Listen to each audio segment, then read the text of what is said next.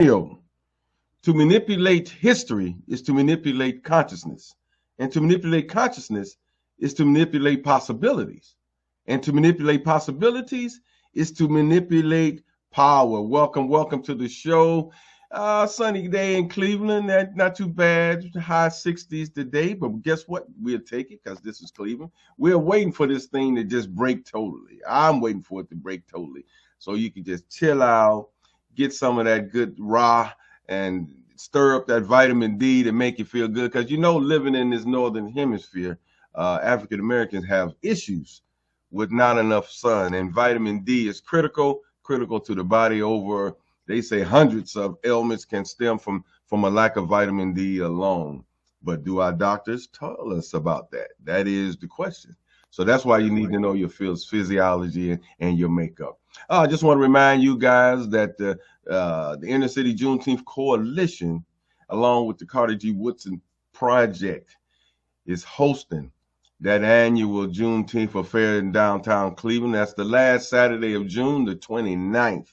Y'all come on out and support. It's the original Juneteenth celebration downtown. We didn't have to get permission from nobody to do it. We've been doing it 10, 12 years. So come on out and show your support. You can give me a call if you want to be a vendor. You want to just come on down and patronize us, and you want to be in the parade. I also want to remind you, too, the 23rd of June, we're going to be at the Mediterranean with the Motherland Connection Touch and Taste of Africa ball. Come on out there and show your wares. You dust off that old dashiki that you got in the closet that you ain't worn in a while, and come on out and partake in some West African food as well.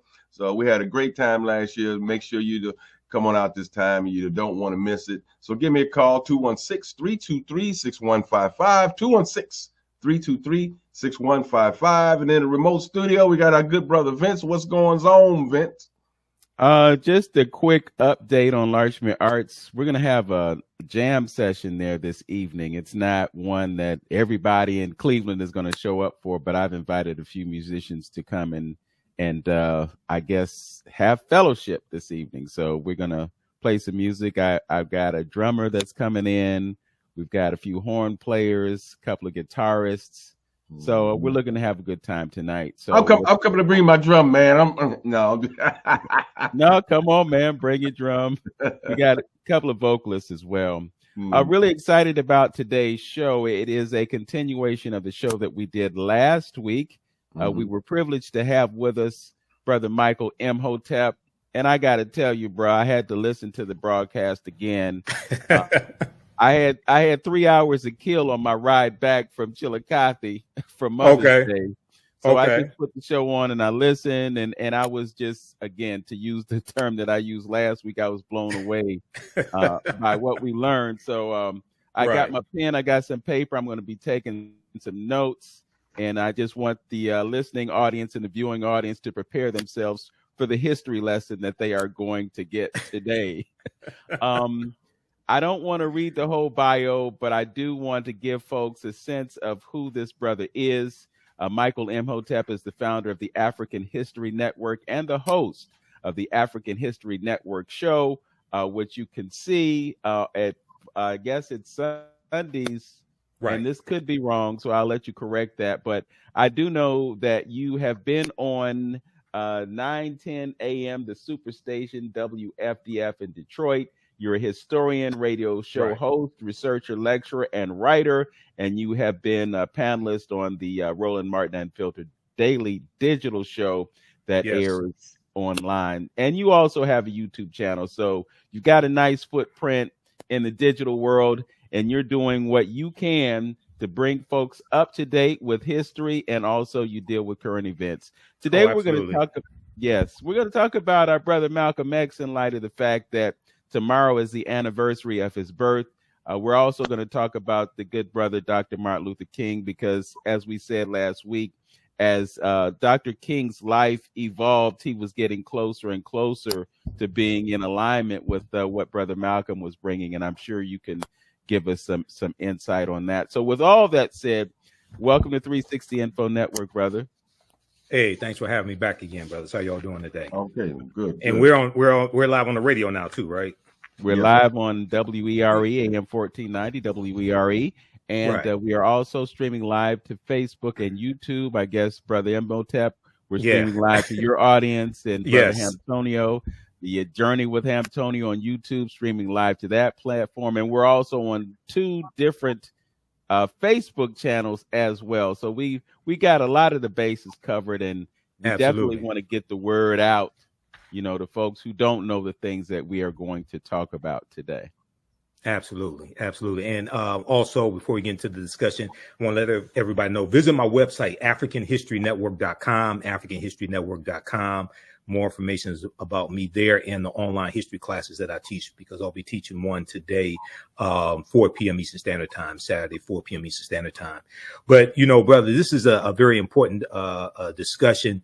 This is the May 19th will be the 99th birthday of El-Hajj Malik El-Shabazz, Malcolm X.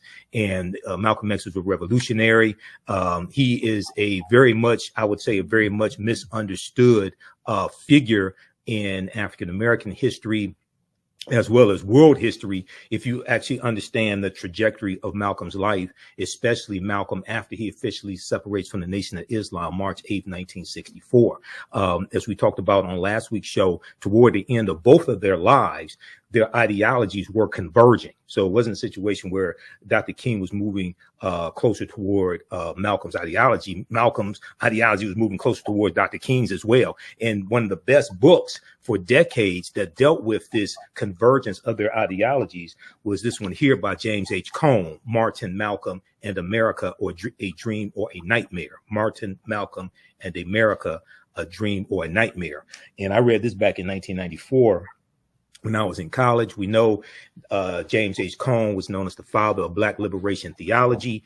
And we see that Malcolm gets involved in the civil rights movement. He joins the civil rights movement when he leaves the Nation of Islam. And when he met Dr. King for the first and only time, March 26, 1964, he tells Dr. King, "I'm throwing all of my effort into the heart of the civil rights movement."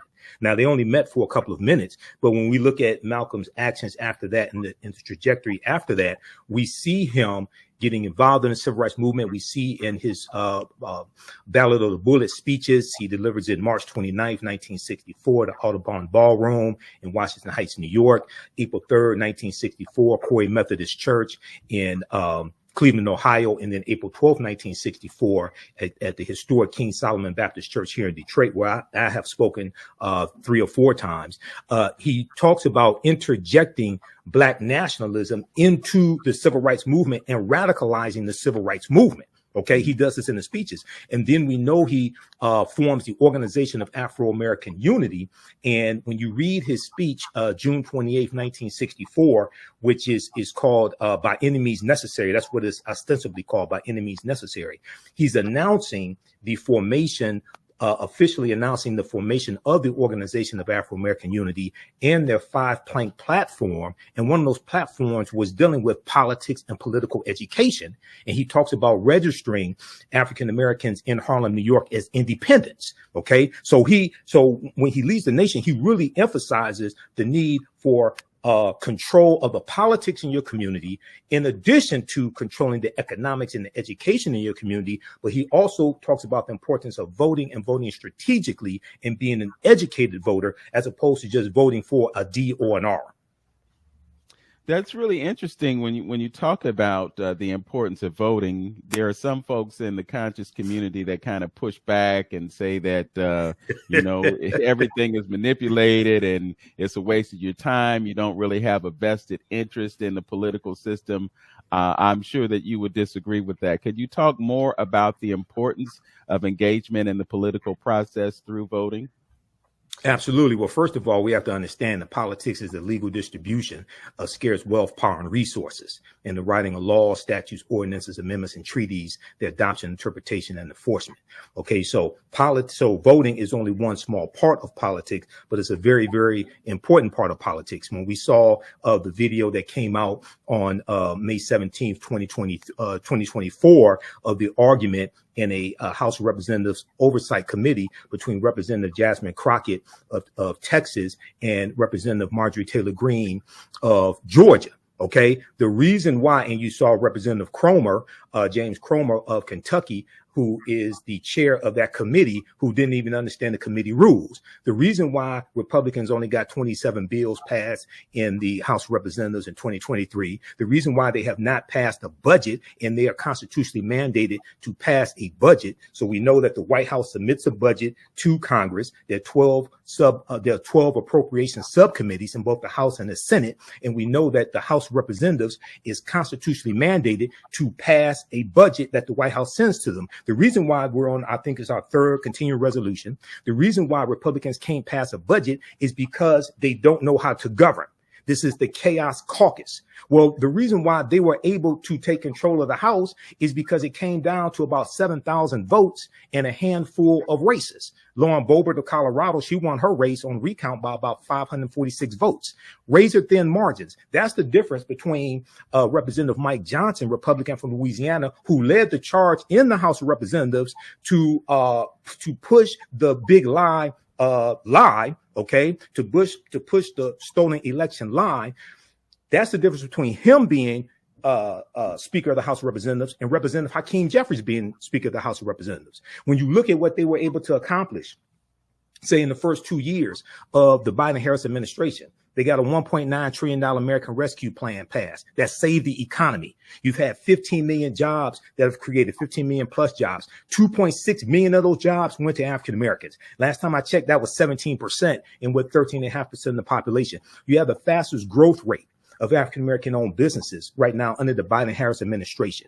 You have the lowest unemployment rate in 2023 since 1972, since the unemployment rate was calculated by race. Okay, so when we look at policies that they have been able to get passed, and then you look at what's happened since Republicans have taken control of the House of Representatives, you see a stark difference. And you see obstructionists, everything from the attack on critical race theory, that's dealing with politics. I talk about how Donald Trump, September 2020, there was a memo, there was an executive order he actually did that banned using critical race theory when it came to training federal employees.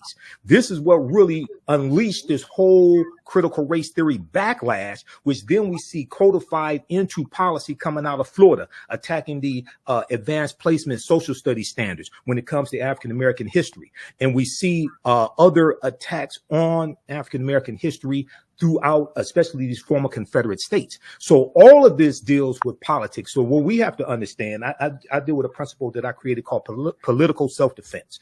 We have to understand whose policies are most beneficial for African Americans, whose policies will do the least amount of harm, who will create an environment for us to push our agenda the farthest and get the most accomplished. Now, for you to have an agenda, you have to understand history, economics, law, and politics. All these people out here talking about they want a politician to give them a black agenda. A black agenda is what we give the politicians, not what we ask them to give us. But you have to understand history, economics, law, and politics to be able to put together a reasonable agenda that can actually be enforced.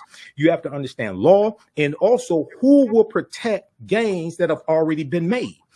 We talked about this on Roland Martin Unfiltered yesterday.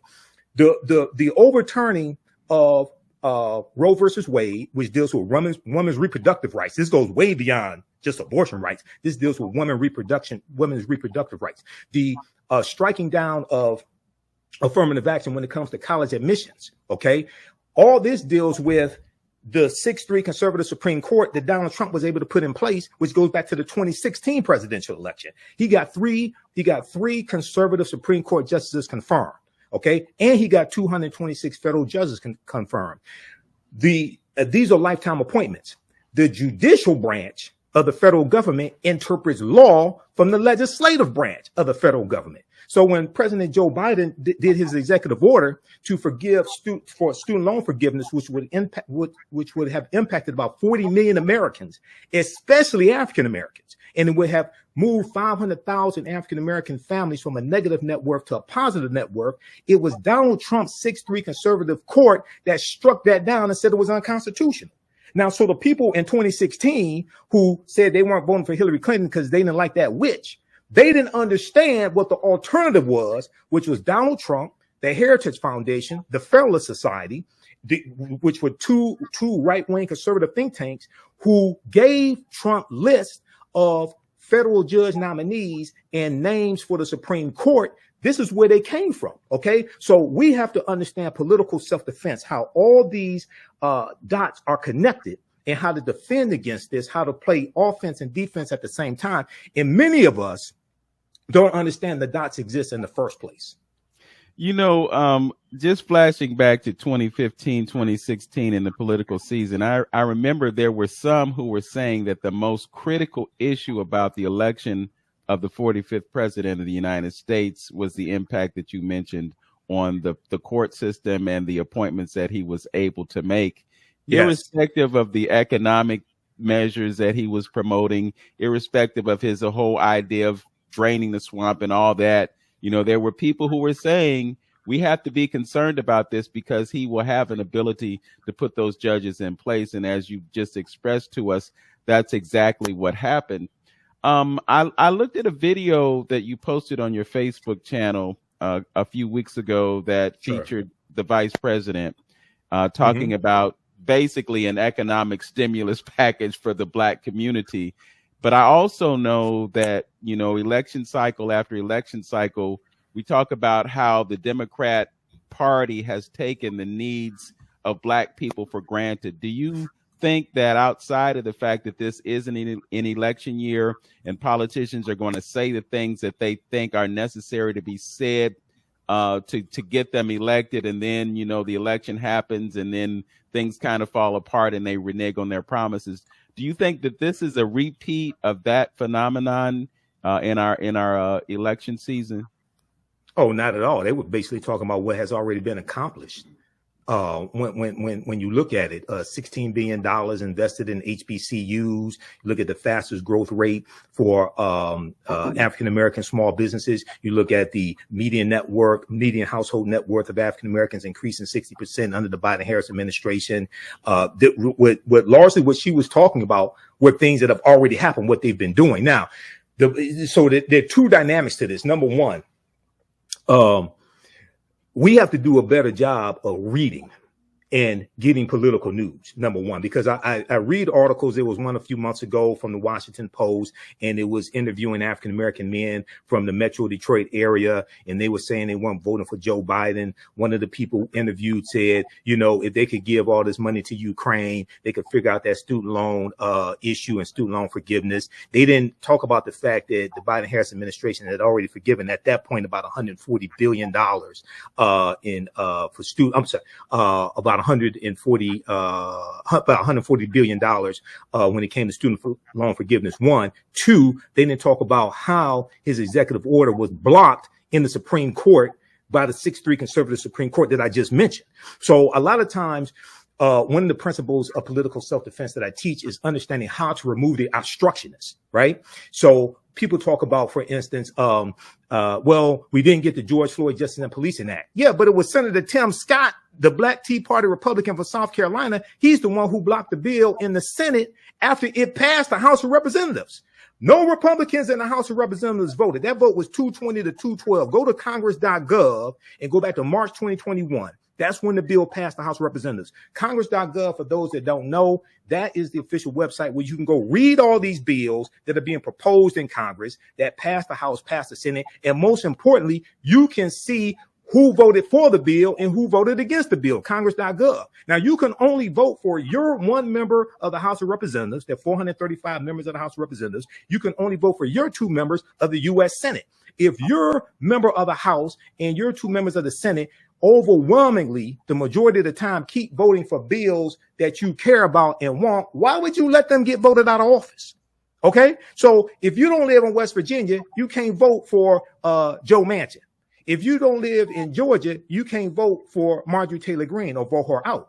But you can pay attention to who represents you in your congressional district and your and in the Senate. Okay, so one, we have to do a better job of understanding politics and getting political news. 1. 2, the Biden-Harris administration, they are doing better now than, say, the first 1 or 2 years in communicating what has already been accomplished. But they have a fantastic record. They have a fantastic story. And I always tell people to go to whitehouse.gov, because I'm just at whitehouse.gov right now looking at the announcement. Biden-Harris administration announces record over $16 billion in support for historically Black colleges and universities. This is after a record amount was allocated to HBCUs in 2021, $5.8 billion. Okay, but go to whitehouse.gov, which is the official website of the White House, and read their fact sheet, which deals with how the policies of the Biden-Harris administration are helping the African-American community. The last time it was updated, February 27, 2023, it was 36 pages when I printed it out. And they take you through category by category. Now, overwhelmingly, most of those policies are voted against by Republicans, one, or they are totally against them. Like Republicans are against student loan forgiveness. Okay. And then you have 5 Republicans in the Senate, including Mitt Romney, who tried to get a bill passed to strip President Biden of the ability to forgive student loans. So this is about self-preservation for African Americans. And the policies that are good for African Americans are good for America in general. Well, you know, it's interesting as we have this conversation and we look at the impact that the World Economic Forum wants to have on a global economy. We look at the possibility of the implementation of central bank digital currencies. You brought up legislation. I know that there are some pro-crypto bills that are going through the House and the Senate right now. And what's interesting is that you have bipartisan support, but you also had Executive Order 14067, I believe, and it was a bill that it was an executive order that the president used to advance the study of cryptocurrency.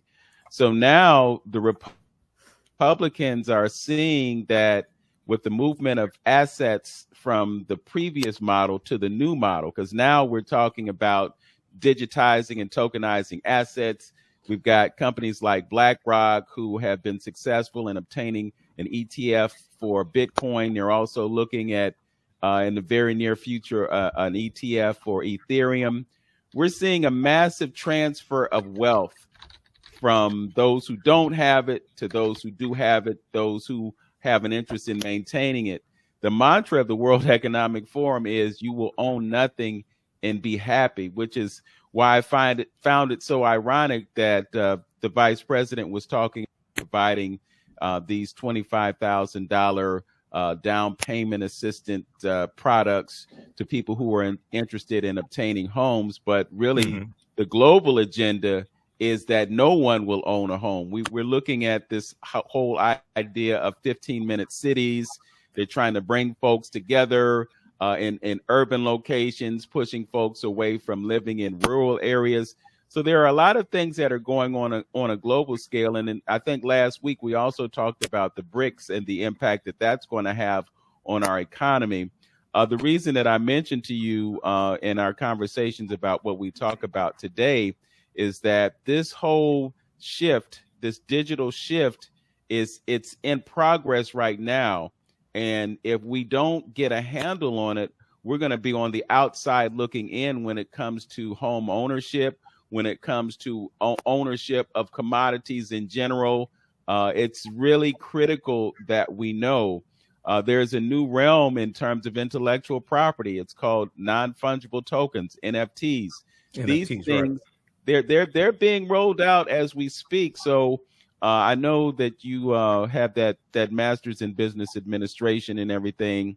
I have a bachelor's degree in business administration. I've been studying business for 30 years. I have probably had the equivalent to a master's, but I've taught entrepreneurship for 7 years. But yeah, go ahead. Right. Well, you know, entrepreneurship is definitely critical to the success of our race. You know, Brother Hamptonio and I talk about this all the time. You know, integration was one of the worst things that happened in our community because somehow we got the idea that the white man's ice was colder than ours.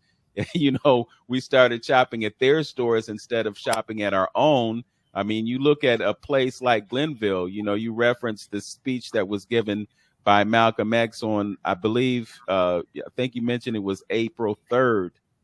Yeah, in Cleveland. Yeah, Corey Methodist Church in Cleveland. Yes. Which is right down the street from where I live. I could literally walk to Corey Methodist Church in Sure. about 10 or 15 minutes. But that area of Cleveland was an area that was thriving with Black business. And after you had the uprisings of Huff and the Glenville uprising, then there was this paradigm shift. And what happened was we kind of got immersed in this idea that we could shop at their stores, and we closed our own. And so we lost the entrepreneurial edge that we had. You know, it's really kind of ironic, Michael, that we had this diminishing of Black business, and at the same time you had a diminishing of the Black family statistically in certain ways, because historically Black folks were the ones that were getting married and staying married, you know. And then after this happened, you know, things kind of fell apart, to quote Chinua Achebe. Yeah, a few things here. So, number one, the real fight during the civil rights movement was not for integration, it was for desegregation.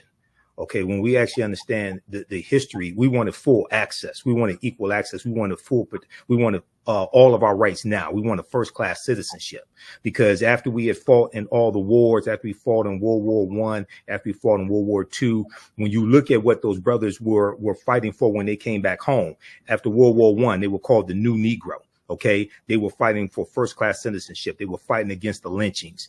They were fighting for federal anti-lynching bills, things of this nature. When we look at the way the story is told post-history is that we just stopped shopping at our stores. That's why they closed. But when you do a deep analysis of that, that may be a contributing factor here and there. But what gets left out is the U.S. Interstate Highway Acts of 1952 and 1956 that drove 41,000 miles of interstate highways all across the country. They ran throughout 1,600 African-American communities, displaced about 1 million people, wiped out a lot of our businesses, wiped out a lot of our homes. Secondly, what you also had was you had a disruption when it came to cooperatives that we had going back into the early 1900s, 1920s, 1930s, et cetera. Because a lot of and we talked about this last week, if people read the book Collective Courage by Dr. Jessica Gordon Emhart, which deals with our history engaged in cooperative economics, the co-ops that we had, whether it was the Colored Merchants Association in 1928, the Colored Farmers Union in the 1880s in Texas, which grew to 1.2 million people. The Colored Farmers Union had to be disbanded after 5 years because of death threats that they were getting and violence inflicted upon them. So we had two main dynamics, well, maybe three main dynamics. One, you had a disruption in our communities, which was called Negro removal, okay, or urban renewal, or Negro removal, which disrupted our communities. Okay, one. Two, you also have what's taking place when we shift from what I call the cooperative model, and then many of us had good intentions, but a lot of us started learning white business principles, either at white business schools or possibly at HBCUs that taught white business principles. And we started bringing those white business principles and a white capitalistic idea. We started bringing those into the African-American community, getting away from the cooperative model. Okay. And even though you can learn some positive things in white business schools, there's some positive things you can learn.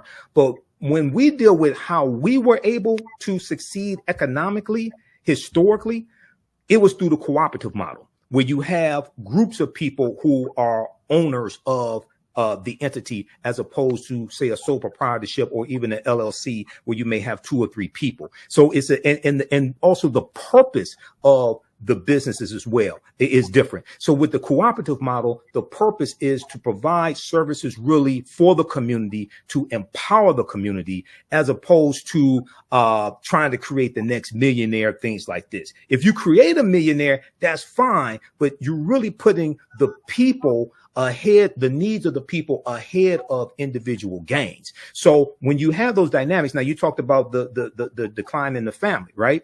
Well, yes, we have very high marriage rates, and you had Candace Owens putting out this myth and other people saying that, it was the President Lyndon Johnson and fighting against poverty and welfare and things like this that caused a decline in the family. That's not true. First of all, if you look at King versus Smith, 1968 U.S. Supreme Court case, that outlaw was called the man in the house rule, dealing with the welfare laws at the state level, not the federal level, welfare laws at the state level in some states that said you cannot have a man in the house. I did a video, it's on my YouTube channel, where I take you through that U.S. Supreme Court case and break that down, because most people, when they say that, don't talk about that. One.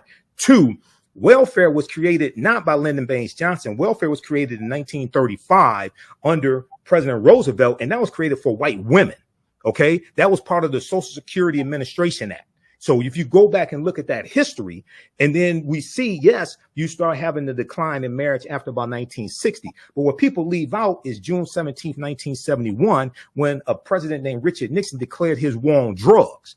The war on drugs began with Richard Nixon in 1971, and we saw the U.S. prison population quadruple from 1970 to 1993. It went from about 300,000 to 1.3 million. If people go to the U.S. Bureau of Prison Statistics, I think it is, or Bureau of Prison Statistics.gov, you look at the U.S. prison populations from 1970 to 1993 and on. Okay, so you do see a decline in the marriage rate. All right, but there are a number of contributing factors to that. One of those contributing factors would be the law that came out of California about 1969 that made it much easier to get a divorce based upon irreconcilable differences. That law was signed into law by a governor named Ronald Reagan, who went on to become president. And then versions of that law went around the country to various states. So they're contributing factors that we see to that. But as I always talk about, the African-American family was attacked. The African-American family was attacked. The war on drugs, the deindustrialization of the inner city. If you read this book right here, so this book people started referencing when we had the fake takeover of city government here in the city of Detroit. Okay, back around 2010, I think it was or so. The Origins of the Urban Crisis, Race and Inequality in Post-War Detroit by Thomas J. Segru. So if you start researching the fake takeover of Detroit, Thomas Segru's name comes up because he's a history professor, and he broke down the history of going back decades in the city of Detroit and the deindustrialization, okay, the deindustrialization prior to white flight, prior to Coleman Alexander Young becoming mayor in 1974. There was white flight where you had corporations taking companies out of Detroit, taking companies out of downtown Detroit, moving them out to the suburbs. And that U.S. Interstate Highway Act of 1952-56 was all part of that. Okay, so we have to understand now all of what I just talked about deals with policy. All of that deals with law. So when we start understanding this history, and I say we have to understand history, economics, law, and politics, then we start seeing how all these things that are floating around in the atmosphere and we see headlines about in the news impact us at the ground level. You know, it's interesting, too, when you talk about deindustrialization, the folks who have the money and run these companies have found ways to save money on labor.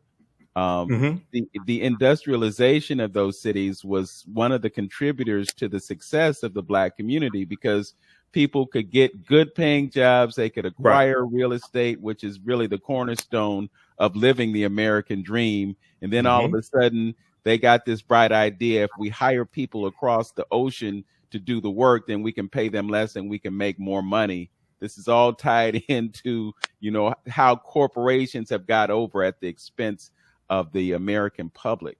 Right. Well, so it's two things there. So you're talking about, sounds like globalization and exporting of jobs. So you have that, but also when you started having the deindustrialization of the inner cities across the country, especially Detroit, post World War II. World War II ends in 1945. When they're taking these corporations and these factories out of the inner cities and moving them out to the suburbs, they're putting them on what we'll call sprawling campuses. And in these factories, they have more automation in these factories, which eliminated a lot of the low entry level jobs that many of our grandfathers and great grandfathers got when they moved up here from Mississippi and Alabama and Tennessee. Okay, so that's very important to understand. You have that, and then you have shipping jobs to Mexico, shipping jobs to Canada or overseas, things of this nature. Corporations are in business to make money. They ain't in business to help people. Okay,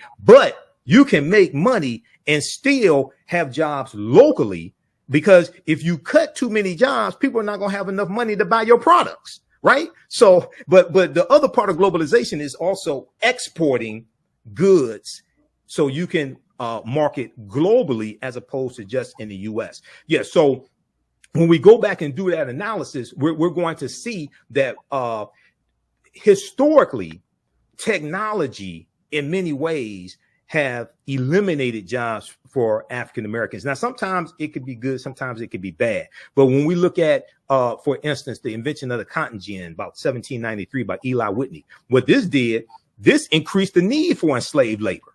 Okay. And it increased the need for enslaved African labor because it brought down the cost of the production of cotton. Because it was very hard to pick the seeds out of cotton. The cotton gin made that very easy. So, and then we look at the creation of the Industrial Revolution. The Industrial Revolution actually goes back to the 1790s in the Manchester, England area. And the main crop of the Industrial Revolution at that time was cotton, largely produced by enslaved Africans. So when we connect, and so when I deal with the Labor Day history, right? You can't talk about Labor Day without talking about the labor movement. You can't talk about the labor movement without the creation of the Industrial Revolution, which was largely on the backs of enslaved African people. So you have to understand how all that history is connected. Absolutely. Mm-hmm. You know, before I bring you in, Brother Ham Tony, I just want to remind the listeners that you are listening to 360 Info Network right here on AM 1490 WERE. Our guest is Michael Imhotep. He is the founder of the African History Network. He's got some classes that we are going to let you know about before this hour ends. Yes. And we're going to bring you as much as we can within the time that we are together. And also, I just have to encourage folks to go to our YouTube channels, respectively. Like, comment, and subscribe. It helps us out tremendously in our mission to bring this vital information to you. Now, if you like this type of information, you can support the African History Network a few ways. Be sure to register for the online history classes that I teach on Saturdays. Ancient Kemet, the Moors, and the Ma'afa, Understand the Transatlantic Slave Trade, what they didn't teach you in school. Visit our website, AfricanHistoryNetwork.com, AfricanHistoryNetwork.com. We deal with thousands of years of history and what leads up to the transatlantic slave trade taking place. This is a 10-week class. We're doing more than 2 weeks this time around. Next classes are Saturday, May 4th, Saturday, May 11th, Saturday, May 18th, and Saturday, May 25th, 2024, 2 p.m. Eastern Standard Time. Click right here to register here for the class. The class is on sale $60, regularly $130. We do the sessions live. All the sessions are archived and recorded. You can go back and watch it any time. So a year from now, 2 years from now, you can still watch the entire course. We have the lesson plan here for the entire course also already laid out, so you can look at the content that we cover. We deal with 80 to 100 articles, and I put together this class. I've been teaching this class on and off since 2017. Okay, I've been studying history 34 years now. Do lectures across the country. Been hosting the African History Network show 14 years. But we look at there's over 200 slides that I put together. 80 to 100 articles that we'll go through and look at. The 15 books that we reference. You don't have to buy any of these books to follow along in class. I'll show you excerpts of the books on the screen usually. And we look at video clips of interviews I've done with historians like Professor James Small, Professor Kabahai Wapakamane, Anthony Browder, who wrote Nile Valley Contributions to Civilization, which is one of the books we use in the class, Runoko Rashidi, who wrote Black Star, The African Presence in Early Europe, which is another book that we use in the class. Okay, so you can register for this. This content is PG-13. You can use this information with your children as well. Visit our website, AfricanHistoryNetwork.com. AfricanHistoryNetwork.com. Okay, and we'll post the link here. The link's in the thread of this broadcast.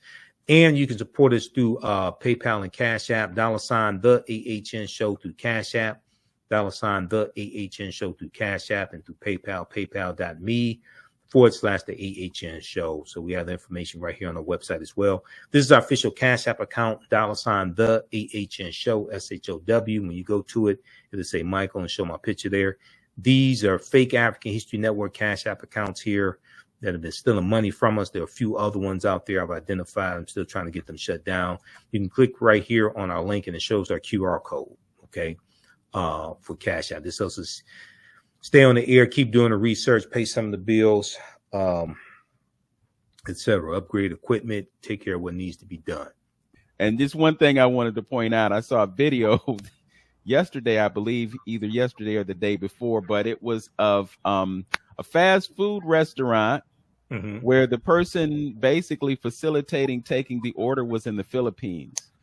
Yeah. And they were being paid 1/5 of what someone who would get that entry-level job here in America to do the same thing. It's really critical that we understand the impact that mechanization and AI and all these things are having on our labor market. And this is at a time when, as you point out, we have such a high employment rate. But again, those folks who move those jobs overseas are always thinking about ways that they can increase their profit line, and they're going to use technology in order to advance that. Brother Antonio? Yeah, Brother Imhotep, I appreciate the information that you dropped. Thanks, brother. It's so many things that I took a few notes that was coming in my head. I kind of want to backtrack just a little bit. I know go ahead. Talk about the industrialization and stuff like that, but because we are on the cusp of this election situation, and it may be due to media's whatever that they showing all these blacks supposedly defecting and talking about Trump, but you made a good point about us as far as knowing politics is concerned. I'm gonna state a few things, and you could pull which one you want to talk about. But I got to mention a few things. Okay. One is that we have to understand politics and how politics work. And a lot of times we put a lot of this on the president. You got to understand the president is not a dictator. You got to have, At least this one isn't. At least this one isn't. Right. Yeah, well, this one is. He's not dictating anything, really. Right. But but how the system is set up, that's supposed to be what make America so great, is with those other offshoot branches that help decide the situation. So some things you can't do, just like with Obama. When they took the Senate back, I believe it was, after his second year, everything 2014. Yes, everything went downhill. He couldn't do a lot of the things. And a lot of the bills, my brother then was just talking about the other day, another bridge, they collapsed another bridge, hit, they've been talking about the infrastructure bills and things of that nature for a long time, trying to get those things passed, but they never have. But anyway, we need to know politics. Well, Biden got it passed. Yes. The $1.2 trillion infrastructure bill. Go ahead. And so you got to understand that the president is not a dictator, so we need to know how politics work. Now, a lot of black folks talking about, and this one you could comment on, that Trump, we like Trump because Trump helped the HBCUs. I read a little article on it. There was a couple things he do, but actually Congress passed this bipartisan legislation to help with the HBCUs. But that's the thing that they're hanging their hat on. Well, he helped the HBCUs. He helped the HBCUs again. So that's very important and critical, and I guess in moving that needle. Trump did so much for us and things of that nature. Because I agree with you. I think they're doing a poor job in putting out exactly the things that Biden did. All this is leading to the point of why it's important to vote. You elegantly stated why it is important to vote, because these margins, these small margins made a big difference on how we been governed here. Because if it wasn't that much important to vote, then why are we putting so much effort into stopping people from voting? Absolutely. If it wasn't important at all. And then lastly, regardless on who's president, that's why it's important for us to have a collective consciousness or some type of community. If you don't have an agenda with things that benefit you as a people and as a community, it don't make no difference on who's in power, because people will walk over you and you won't never get anything done. So if you don't have some type of community to where your politicians can listen to you to press your agenda and stand up collectively with your agenda, then nobody's not going to pay you in any condition, pay any attention at all, you know, because it always boils down to us. When Vince talked about white man's white ice is colder than ours, I think psychologically through images, it made us want to be accepted, because it always boils down to, at this stage in the game, most African Americans just want to be accepted by the system and by the man, you know. And lastly, my boy, he hit me the other day. He said he want to know what define this so-called black. What does it mean to be black? You know what I mean? What should we attributes or some of the things that really define us? Because like you say, all skin folk ain't kinfolk. So what it is and what we need to be doing to call ourselves a community. Okay. So I know it's a lot there, my brother. Yeah. Just very quickly, let me tackle this. So one, you talked about HBCUs and under the Trump administration. Okay, so that was Representative Alma Adams' bill that got passed by Congress that Trump signed into law, that Trump takes the whole credit for, right? The increasing the funding for HBCUs. Alma Adams is a member of the Congressional Black Caucus. Okay, now one thing that I do agree needs to happen is that members of the Congressional Black Caucus need to be more vocal about what they're doing and what they get accomplished. Also, people should visit the Congressional Black Caucus website as well. But Trump just takes credit for things that he didn't even do, or bills he just signed into law, and makes it seem like he just created the whole idea himself. Okay, he was trying to take credit for stuff that Obama did. Okay, so you have to be careful. This is one of the reasons why he told 30,000 lies and false or misleading statements, as documented by the Washington Post. Two, $5.8 billion allocated to HBCUs under the Biden-Harris administration in 2021. If we look at the document that came out, the fact sheet that came out from the Biden-Harris administration, May 16, 2024, Biden-Harris administration announces record over $16 billion with a B in support for historically Black colleges and universities. So I put this here in your chat, so maybe you could post that on your social media platforms, guys.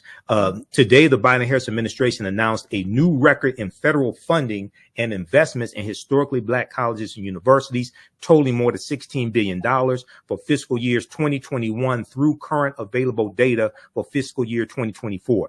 This new reported total is up from the previously announced over $7 billion and captures significant additional action already undertaken. Okay, read the rest of this. They go through and explain all of it. But these are things that are already happening. They didn't just all of a sudden last night decide to allocate $16 billion. No, these are things that have been taking place since they got into office. I always take people back to January 20th, 2021. There were 10 executive orders that Biden signed his first day in office. Yeah. One of those was Executive Order 13985, which dealt with attacking discrimination when it came to federal, when it came to like 90 different federal agencies. Okay, so that's at whitehouse.gov as well. You can check that out. Also, now you talked about let me see. You talked about that, and you talked about HBCUs, and then it was I'm going to deal with what does it mean to be Black, but you talked about something else after HBCUs. Brother Antonio, talk a little bit about the us knowing this political stuff and having a Black agenda. Oh, okay. Mm-hmm. Okay. So very important. One, you have to understand history, economics, law, and politics to be able to put together any type of realistic, sensible, logical agenda. All right. And I've been involved in writing public policy for the city of Detroit. Okay. Previously. So you have to look at understand your history, how you got to where you are today. What were the laws and policies put in place that inflicted the harm, created the maldistribution of wealth, power, and resources, the structural inequities, and deal with realistic policies that can repair that damage. Okay, at the city, state, and local, federal level. Many states have laws that ban race-based policies, like the state of California is one of them. So the California Reparations Task Force, any type of reparations that are administered and passed by the state legislature, signed into law by Governor Gavin Newsom, it has to be based upon lineage as opposed to race, because race-based policies are illegal in the state of California, meaning it's illegal to have policies for only one race of people.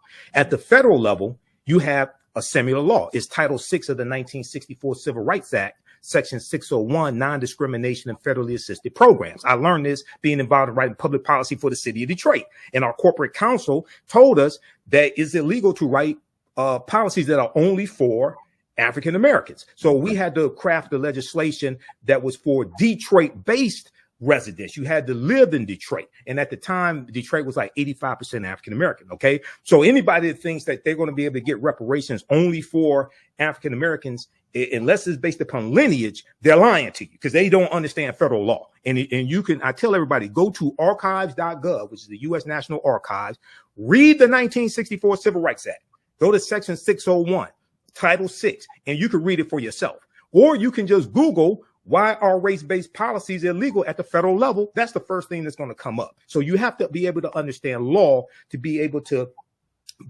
craft policy, which will become law. Okay. 2, I'm neither Democrat nor Republican, but I sure as hell ain't stupid. I can see whose policies I can see who keeps voting against our own interests overwhelmingly. It doesn't mean I agree with everything Democrats do. Okay. Some should be voted out of office, but overwhelmingly I agree with their policies more than Republicans' policies. Okay.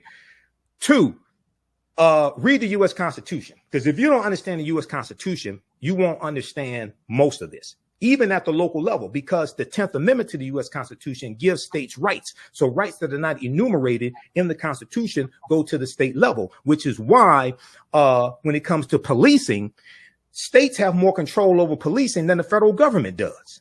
Okay. A lot of people don't know this. They keep looking to the president for this bill, that bill. Yes, the George Floyd Justice and Policing Act would have been good, but you got more control over policing at your local level. And one of the things that needs to happen is there has to be a clarion call to African Americans to apply to police departments and get these jobs that are available and become the type of officers we keep saying we want to see. Yes. There's a nationwide shortage of police officers right now. Perfect. And most of these civil rights organizations, social justice organizations are not telling African Americans, look, if you want officers who will respect people's humanity, de-escalate situations, only use lethal force when it's absolutely necessary. If you want those type of officers, you can apply and get these jobs right now. But oftentimes we confuse activity with productivity.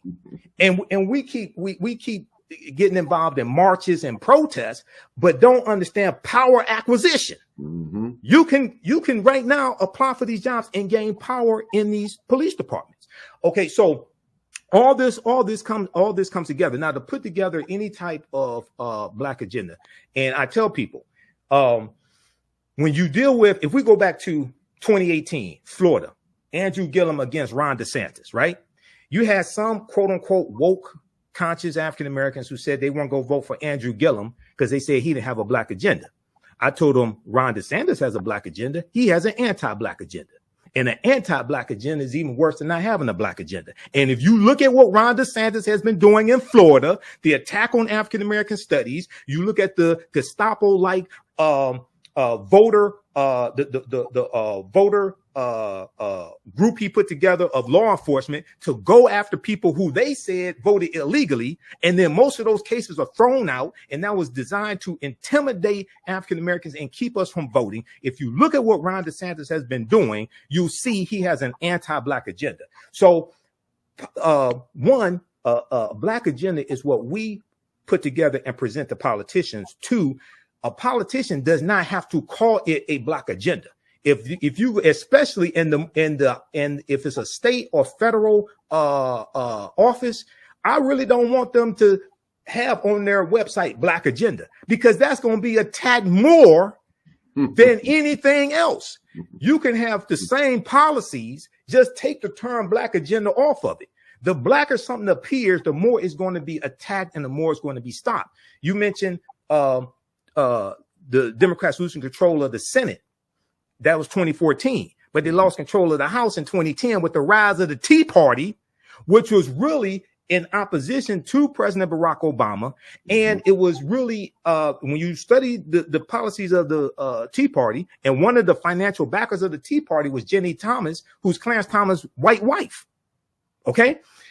So that was really an anti-black movement, the Tea Party. And then we could see that continue into 2014. And when they lost control of the House, that basically reduced their ability to get any bills passed through the legislative branch of government, so President Obama could sign them in. Then Mitch McConnell became Senate Majority Leader when Republicans took back control of the Senate in 2014. They blocked 103 federal judge nominations that President Barack Obama made, and they blocked his nomination to the Supreme Court, Merrick Garland, which left that huge vacancy when Trump became president through the Electoral College. So people should go to archives.gov, which is U.S. National Archives, as well as loc.gov, Library of Congress website, and read the U.S. Constitution. Because if you understand the U.S. Constitution, you understand how the Electoral College worked, and the U.S. Constitution created the Electoral College in 1787. If you understand how all that works, then you realize, oh, that's why they're trying to suppress our votes. Oh, you mean the census is connected to how many electoral college votes a state has? And you take the number of seats a state has in the House of Representatives, which is based upon population. You add to that the number of U.S. senators that a state has, which is 2 based upon the Constitution. That tells you how many electoral college votes a state has. And you win electoral college votes associated with a state by winning the popular vote in the state. Oh, so you mean that's why Republicans engage in voter suppression? So when you start understanding how all this is connected, then you'll see right now it corrects wrong behavior.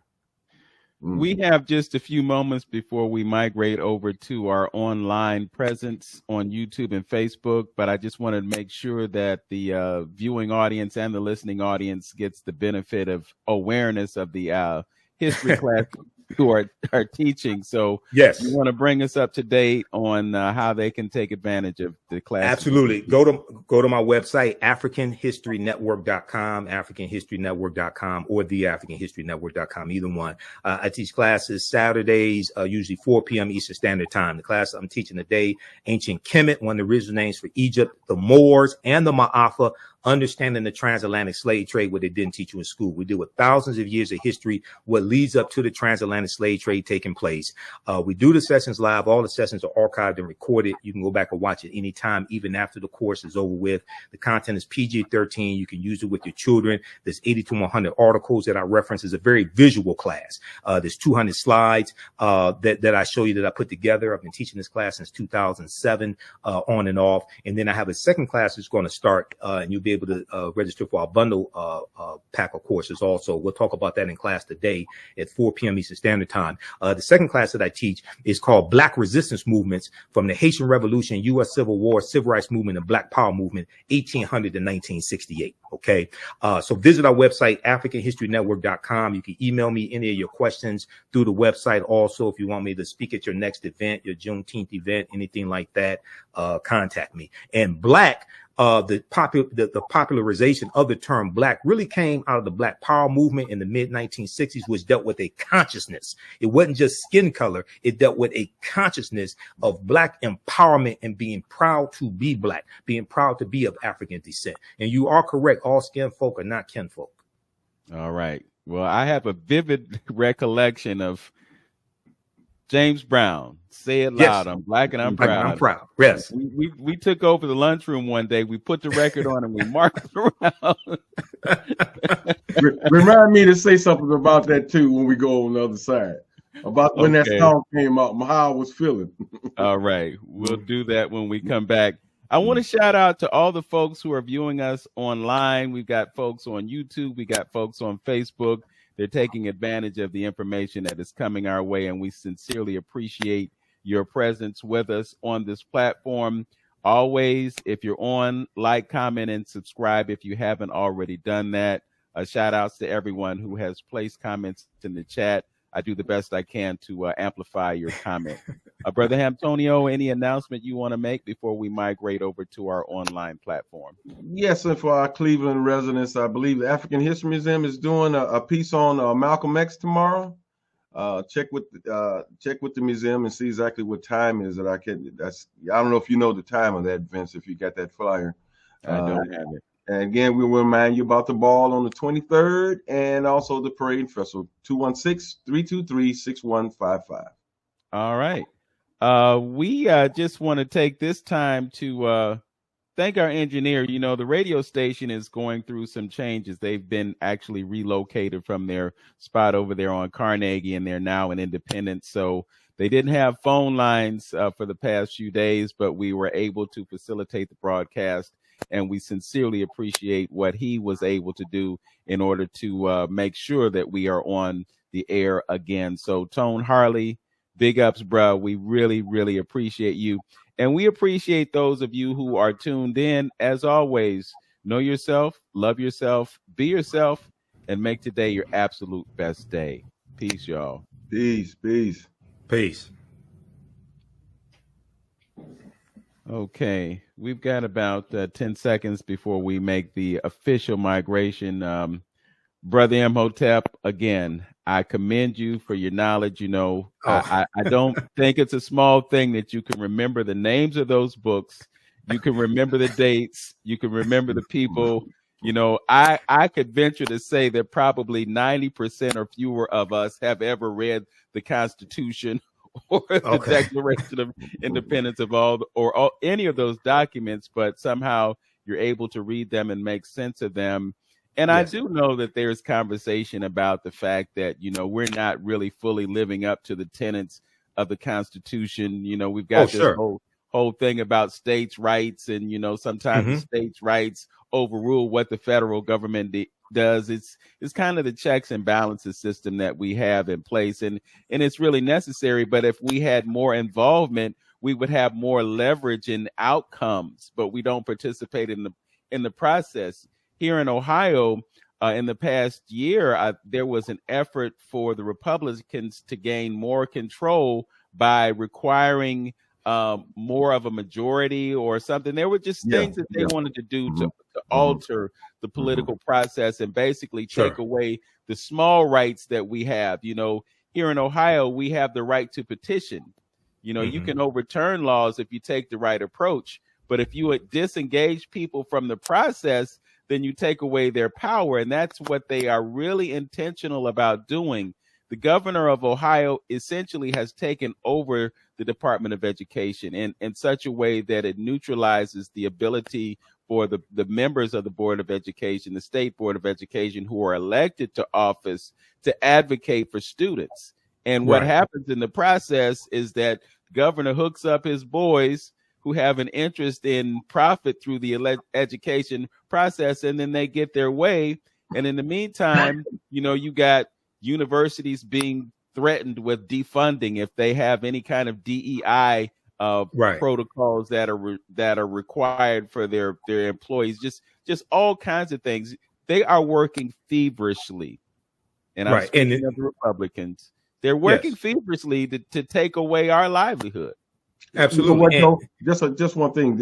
I think that was, Vince, in Ohio. I think they was shooting for a single majority rule versus on some of those things you got to have, like in the Senate, so many votes in order for it to pass.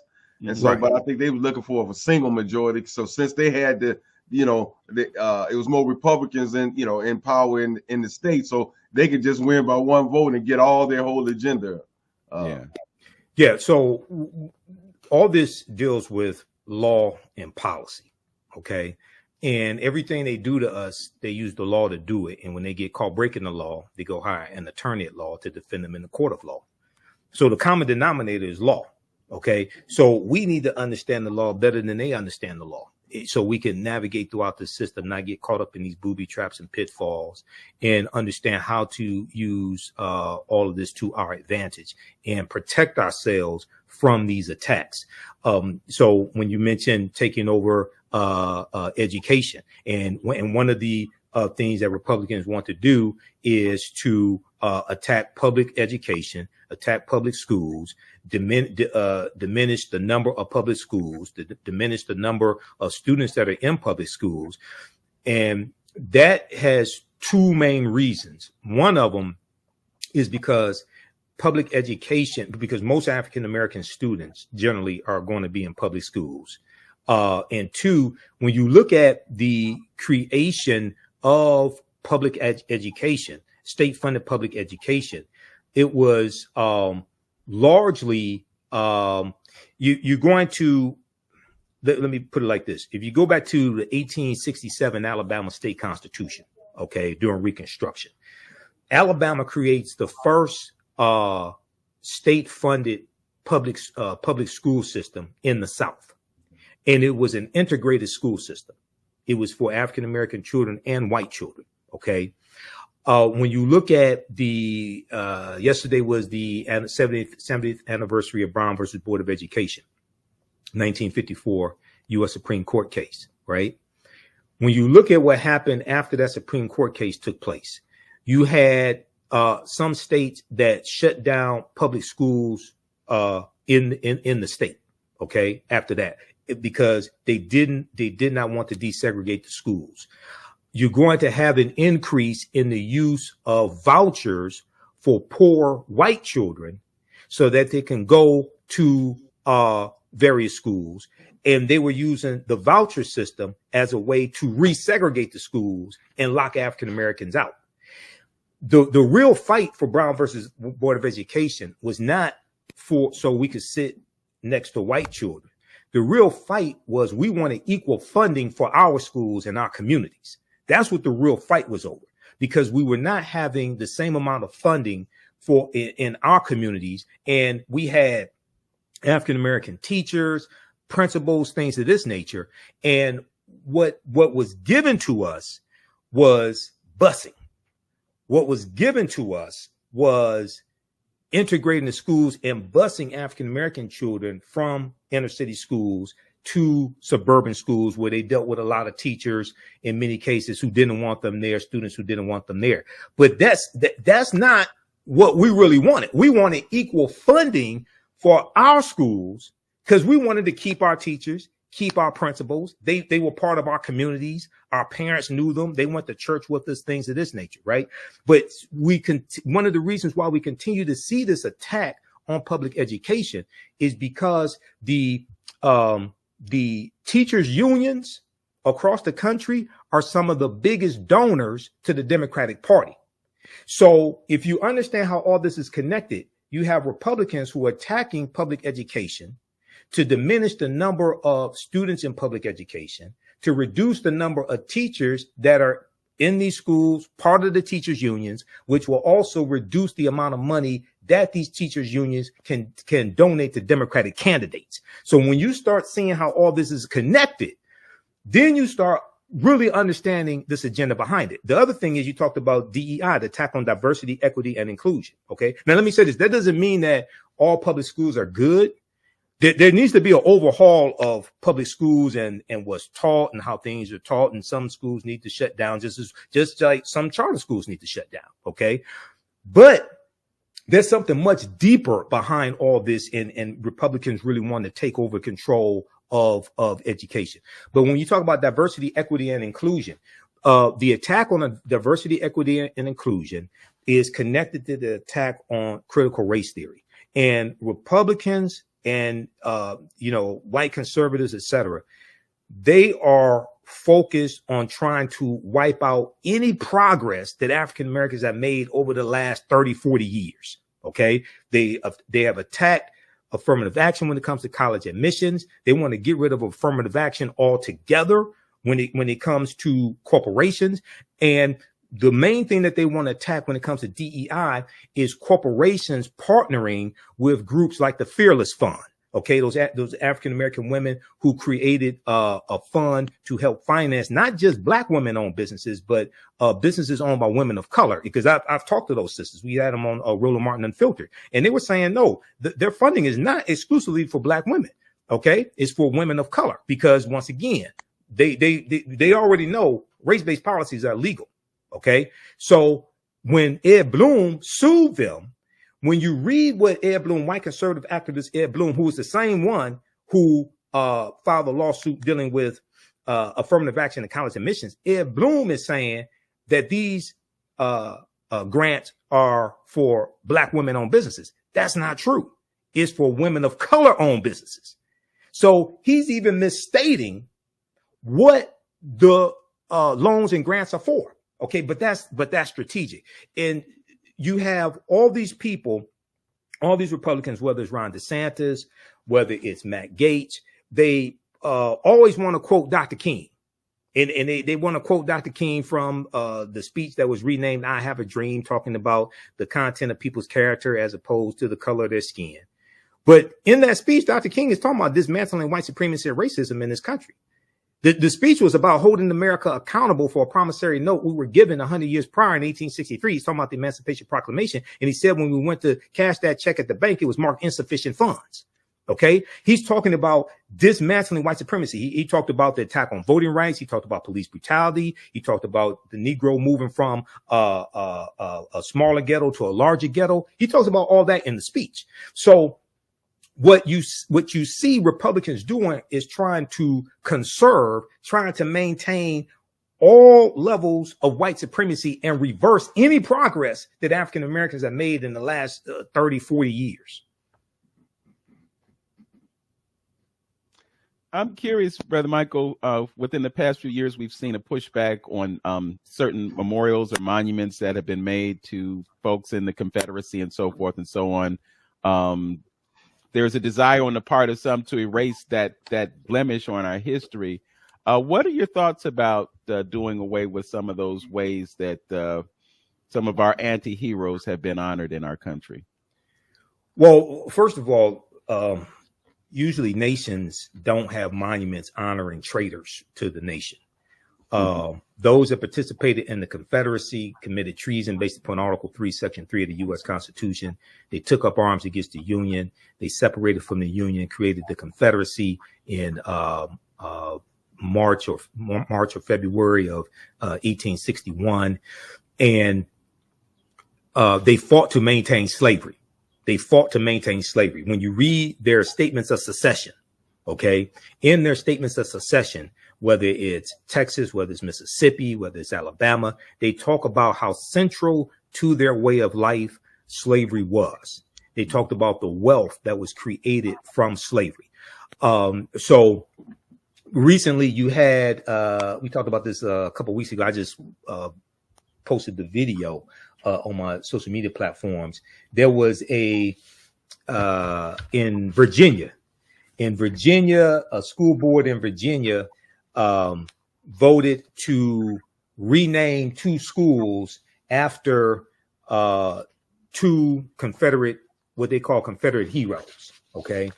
And Thomas Stonewall Jackson and General Robert E. Lewis. Okay. Now they changed the names of those schools in 2020 after George Floyd was killed. Okay. So after George Floyd was killed, May 25th, 2020, there was this whole reckoning on race that took place in various ways across the country. And you started having these schools renaming, these schools named after Confederate traitors being renamed. So now the people, a lot of the people who were renaming the schools, they felt forced to do it. They really didn't want to do it in the first place. But now that they see an opportunity, well, okay, we can change it back because we never wanted to change it in the first place. Now they're starting to do this. So nations don't have, like in Germany, they don't have like buildings and schools named after Adolf Hitler. Okay. Nations don't name buildings, schools, things like this after traitors. Okay. 2, all the Confederate monuments need to come down. All the Confederate monuments need to come down. In their place should be a historical marker talking about what was there and why it was there, because that history still needs to be taught. That history of what happened, the history of why the Confederacy seceded from the Union, because they thought Lincoln was going to free the slaves. South Carolina was the first state to secede the Union from the Union, December 20th, 1860, about 6 weeks after Abraham Lincoln became president-elect in that November 1860 presidential election. So you have to deal with that history, because most Americans really don't understand the history of the Civil War, don't understand the history of Reconstruction, which is 1865 to 1877. And those 2 periods of time put us on a trajectory to where we are today. So the reason why those Confederate monuments were erected, most of those monuments were not erected during the Civil War or right after the Civil War ended. Most of them were erected between the periods of about right around 1890 to about 1920 or so, that period of time. And then during the Civil Rights Movement from about 1955 to about 1970. And the reason why they were erected is largely to keep African Americans, to intimidate and terrorize African Americans and keep us in a subservient position. That's why they were erected in the first place.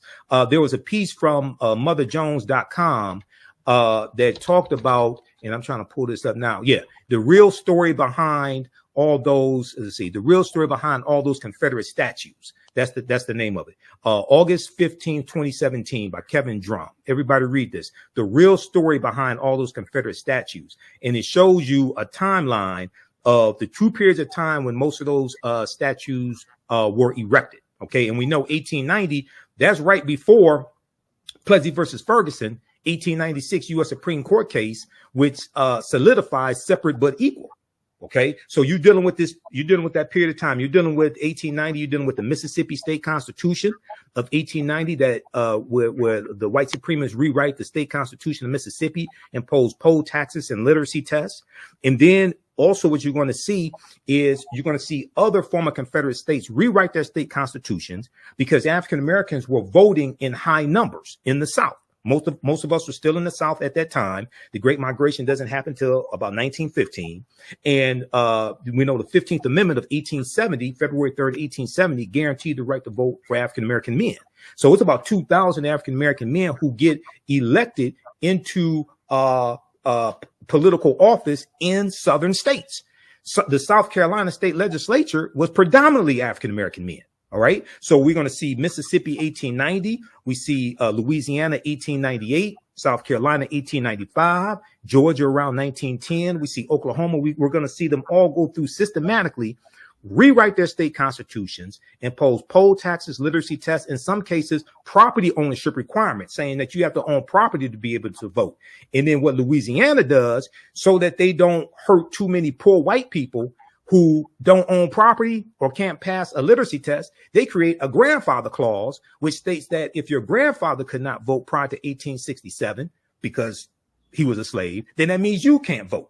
So after the 15th Amendment of 1870 gets adopted, they come up with all these ways to try to get around the 15th Amendment to suppress the African-American vote because they always feared us having political power and utilizing the political power. Okay. So when you start understanding this history, especially in these former Confederate states, you can draw a direct line. We talked about Florida when, a few minutes ago. I mentioned Florida when we're live on the radio. 2018, when you had Andrew Gillum and Ron DeSantis running, right? And there was an amendment on the ballot to restore voting rights to former felons, okay, in right. Florida. In Florida, prior to 2018, prior to that ballot measure passing by about 66% of the vote, okay, it passed overwhelmingly. You lost your right to vote for life in Florida. Florida was one of 4 states that still existed where you lost your right to vote for life if you had a felony conviction. Why did Florida have a felony disenfranchisement law where you lost your vote to right for life? It goes back to the Florida State Constitution of 1868, 3 years after slavery ends. Why did they put that in place? Because African Americans were 48% of the state population in Florida in 1868 as a result of slavery. Okay. And they were trying to suppress the African American vote. So, and not only did they put the felony disenfranchisement into law, but they also expanded the number of crimes that qualified as felonies. And they were largely implemented. They largely expanded that the crimes that they associated with African Americans. And they said they did this to prevent a Negro legislature. So when you go back and look during the period of time of Reconstruction, you look at African Americans and also white Republicans who were attacked by white supremacists, attacked by the Ku Klux Klan, in some cases killed, trying to suppress the vote. Then you start seeing, I can make a direct connection from the Reconstruction era and the political violence that brought an end to Reconstruction, I can make a direct connection between that and the January 6, 2021 insurrection, okay, and that political violence. And that happened the day after Senator Raphael Warnock, the black man in Georgia, and John Ossoff won their Senate seats. And this gave Democrats a 50-50 slim majority in the Senate. Okay. And this was after Biden and Harris won in Georgia, which was largely a red state, former Confederate state. I can make a direct connection between the political violence during the Reconstruction era and the political violence we saw January 6, 2021. And one of the main themes of that political violence, January 6, 2021, was African Americans were cheating. They were cheating in Detroit. They were cheating in Atlanta. They were cheating in Milwaukee, and they were cheating in Philadelphia. Yeah. Yep. And it was, and a lot of that was a whole backlash to us voting and voting for Biden Harris. Okay. And then voting for Raphael Warnock in Georgia. And if you understand the history of Georgia, about 1963, you had a white segregationist member of the state legislature in Georgia named Denmark Groover. Okay, Denmark Groover was a Democrat segregationist, and he's the one who pushed the statewide election law.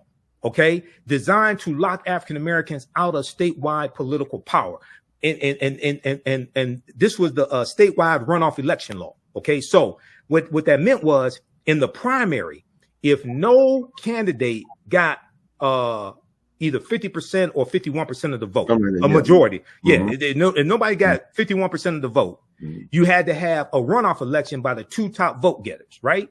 Even if the top vote getter gets 50% and nobody else gets anywhere near him, you still have to have a runoff between the top two. Why did they create that? They created that because if in the primary, if all African Americans put their votes behind one African American candidate and that person wins and white people split their vote, this was designed to give white people a do-over. So in the general election, they could all coalesce around that one white candidate, regardless of political affiliation, to lock African Americans out of statewide political power. That's why that law exists right now in Georgia. Well, Senator Raphael Warnock defeated that twice because he won to continue the previous senator's term, and then he won a full term January 5th, 2021. That was not supposed to happen.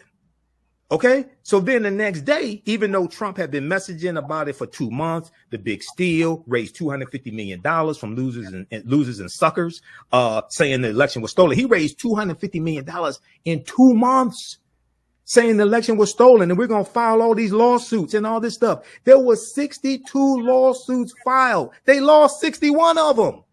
The one that they won was in Philadelphia, and all that dealt with how close poll watchers could be to people actually counting the vote. They didn't have any evidence of widespread voter fraud, stolen election, none of that stuff. They lied. And they raised $250 million in 2 months to file these lawsuits. This is the type of nonsense you're dealing with. Now, you want fools like that running the government? I don't think so. I'm just remembering that Warnock was running against Herschel Walker, of all people, who didn't appear to have any kind of sense. I mean, yeah, it just boggled my mind how he could even seriously be considered candidate for the U.S. Senate. Well, they went to the Rolodex. They went to the Rolodex. No, Donald Trump chose Herschel Walker. Because see, remember Herschel Walker, he used to play for, I think it was the Washington or the New Jersey Generals. He used to play in the USFL for the team that Donald Trump owned. Remember that? Oh. He used to play in the USFL for the team that Donald Trump owned. So Trump picked Herschel Walker because they said this black guy could beat that black guy. And they knew Herschel Walker was going to vote however they told him to vote. Okay. But it blew up in their face. All right. And Raphael Warnock, I mean, this is a brilliant brother. And we have to understand there are only 100 U.S. senators. Okay. You need 60 votes in the Senate to get any bill passed unless it deals with judges. When it comes to judges, federal judges, U.S. Supreme Court, you only need 51 votes. Every vote in the U.S. Senate is crucial. And if Democrats lose control of the Senate, they can't get any more federal judges confirmed unless Republicans vote along with it. Now, you need to get to at least probably 55 U.S. senators, because if you get to 55 Democratic U.S. senators, then you can do a carve out to the filibuster or get rid of the filibuster altogether.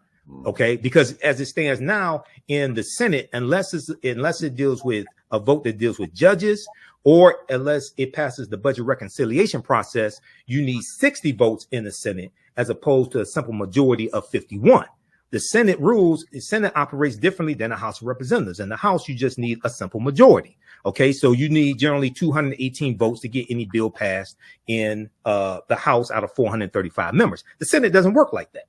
So one of the reasons why we have to have political education, and this is one of the things that the Black Panther Party for Self-Defense had. They had a 6-week political education class that you had to go through when you became a member. It wasn't just about wearing black leather jackets and berets and having a shotgun or carrying a gun or saying black power, things like this. There was real political education because they were a political party also. OK, so this is the type of information that we have to understand, connecting laws and policies and political positions, connecting all that to conditions on the ground and how to change that, bring into existence what it is we say we want, and also protect the gains that we have made at the same time. Good point. Good point. Absolutely, because we definitely got misinformation about old Black Panther and what they was about and what they did, and again, just like everything else, the dismantling of everything. I was reading some material, going back to where you talked about coming out of emancipation, how many black cities that cropped up around the country shortly after the freeing of slaves is just astounding and amazing. But they worked their hand and did the best they can to dismantle every one of those particular progressive cities. Now, a question: would you tie something me and my brother talk about? Would you tie because of that? You talked about the population of the slaves in Florida and the population of slaves. Free African Americans. Yeah, but 1868. So that's after slavery ends. We were 48% of the population. Right. Yes. Right. So would you say? Would you connect that to the opening of the doors of immigration into this country, connecting, why they, all these old latecomers coming in at this particular point after slavery, you think they, is a connection between the immigration, all the Poles and everybody else coming in at that point? Well, you have, America has always been about exploitation of somebody, including white people. When you go back and you look at last week, we talked about Bacon's Rebellion, 1675, 1676 in the county of Virginia. The wealthy English tobacco plantation owners in the Virginia colony were also exploiting other people that we classify as white, whether they were English, whether they were Irish or what have you. So if you go back and study the formations of these various European countries, they started out as what were called groups of barbarians or collectively Germanic people. The Anglos, the Saxons, the Jutes, the Franks, the Alans, the Picts, things like this. These people have been fighting and killing each other for hundreds of years. Okay. In some cases over 1,000 years. So then the barbarians form kingdoms. The kingdoms become nation states, and those nation states continue to fight in wars called World War I and World War II. So they've been fighting and killing each other for hundreds of years and exploiting one another. So when we look at after slavery ends, we go back about 1866. This is when you're going to see national labor unions pop up. OK, like the National Labor Union, 1866. The labor unions were largely created to lock African Americans out of jobs that we were doing for free during slavery. There were at least 262 skills, trades and crafts that we had in this country from 1619 to 1865. OK, The book, I talk about this in my classes, the book by James Newton and Ronald Lewis called The Other Slaves, deals with this. They go through and document this. We were the shipbuilders. We were the engineers. We were the hemp baggers. We were the agriculturalists. We picked cotton. We cooked the food. We had skills. We dominated the skilled trades. It's going to be after slavery ends. And then you have the Civil Rights Act of 1866 passed by the Radical Republicans. The Civil Rights Act of 1866 gave African Americans the right to enter into legal contracts and also negotiate labor wages. Now you have these labor unions popping up, and they're designed to protect jobs for white men, including white immigrants coming to this country, and lock us out of the jobs we have been doing for free. So when we look at the whole immigration issue, we're looking at the 1% or 5% or 10%. We're looking at them trying to find other people to exploit, because when you look at those immigrants, those white immigrants largely who were coming into the country during that period of time, the 1890s, early 1900s, when they go work into the factories, they're going into factories that have poor ventilation. They're going into factories where they don't have a lot of labor rights. They're going into factories where they don't have laws that ban children working in them. So you have exploitation of these people coming into the country in the factories to benefit the same 1% as well. It's going to be with the modern labor union, the modern labor movement, that gets rights for laborers, that is going to change that. And then once African Americans are able to get into these labor unions, they have to deal with racism. They have to deal with lower pay, things like this. Once we go into the 50s and 60s, things of this nature, the labor unions are able to benefit African Americans. So, for instance, here in Detroit and Metro Detroit had the largest, that was the population where you had the largest number of African American homeowners here in Detroit and the Metro Detroit area, because of the auto industry and the labor movement. It wasn't just the auto industry, it was also the labor movement. Once we're able to get in, deal with the racism, rise up in rank some, get better paid, things of this nature. But originally, when we look at immigration, it was designed to one, benefit the 1%, top 5%, however, so they can exploit another group of people. Mm-hmm. Two, when we go back to last week, we talked about Herbert Hoover, 1928, and the Lily White movement. Well, we didn't talk about the Lily White movement in 1928. We actually talked about during the Great Depression, how 1.6 million Mexicans were deported back to Mexico, and about 60% of them were born here legally. Okay. Herbert Hoover initiated that. And he was saying these people were taking jobs away from white Americans. Okay. When actually they were contributing to the GDP.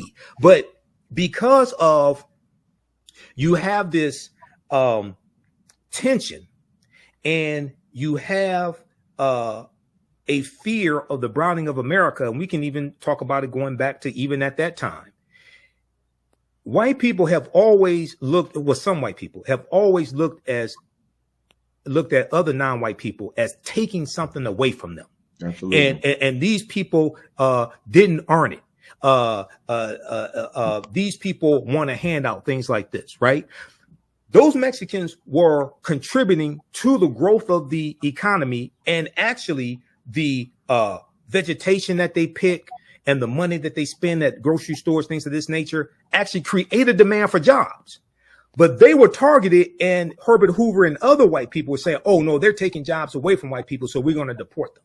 All right. And you see things like this take place today.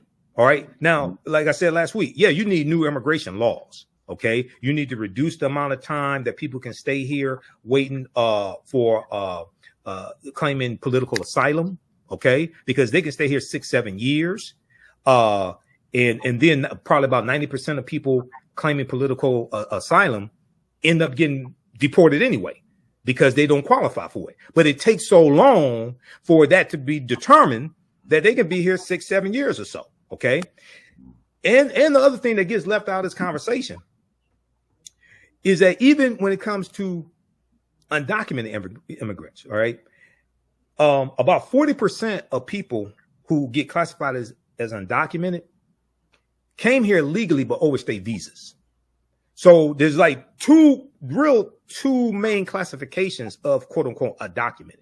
One is people who came here legally and overstayed their visas, and they need to go through and get their visas renewed if they can be renewed. The other are people who came here and were never legal. Okay, so it's like, give you an example. So if your birthday comes and your driver's license expires, but you continue to drive, you're driving illegally. But it's not like you never had a license.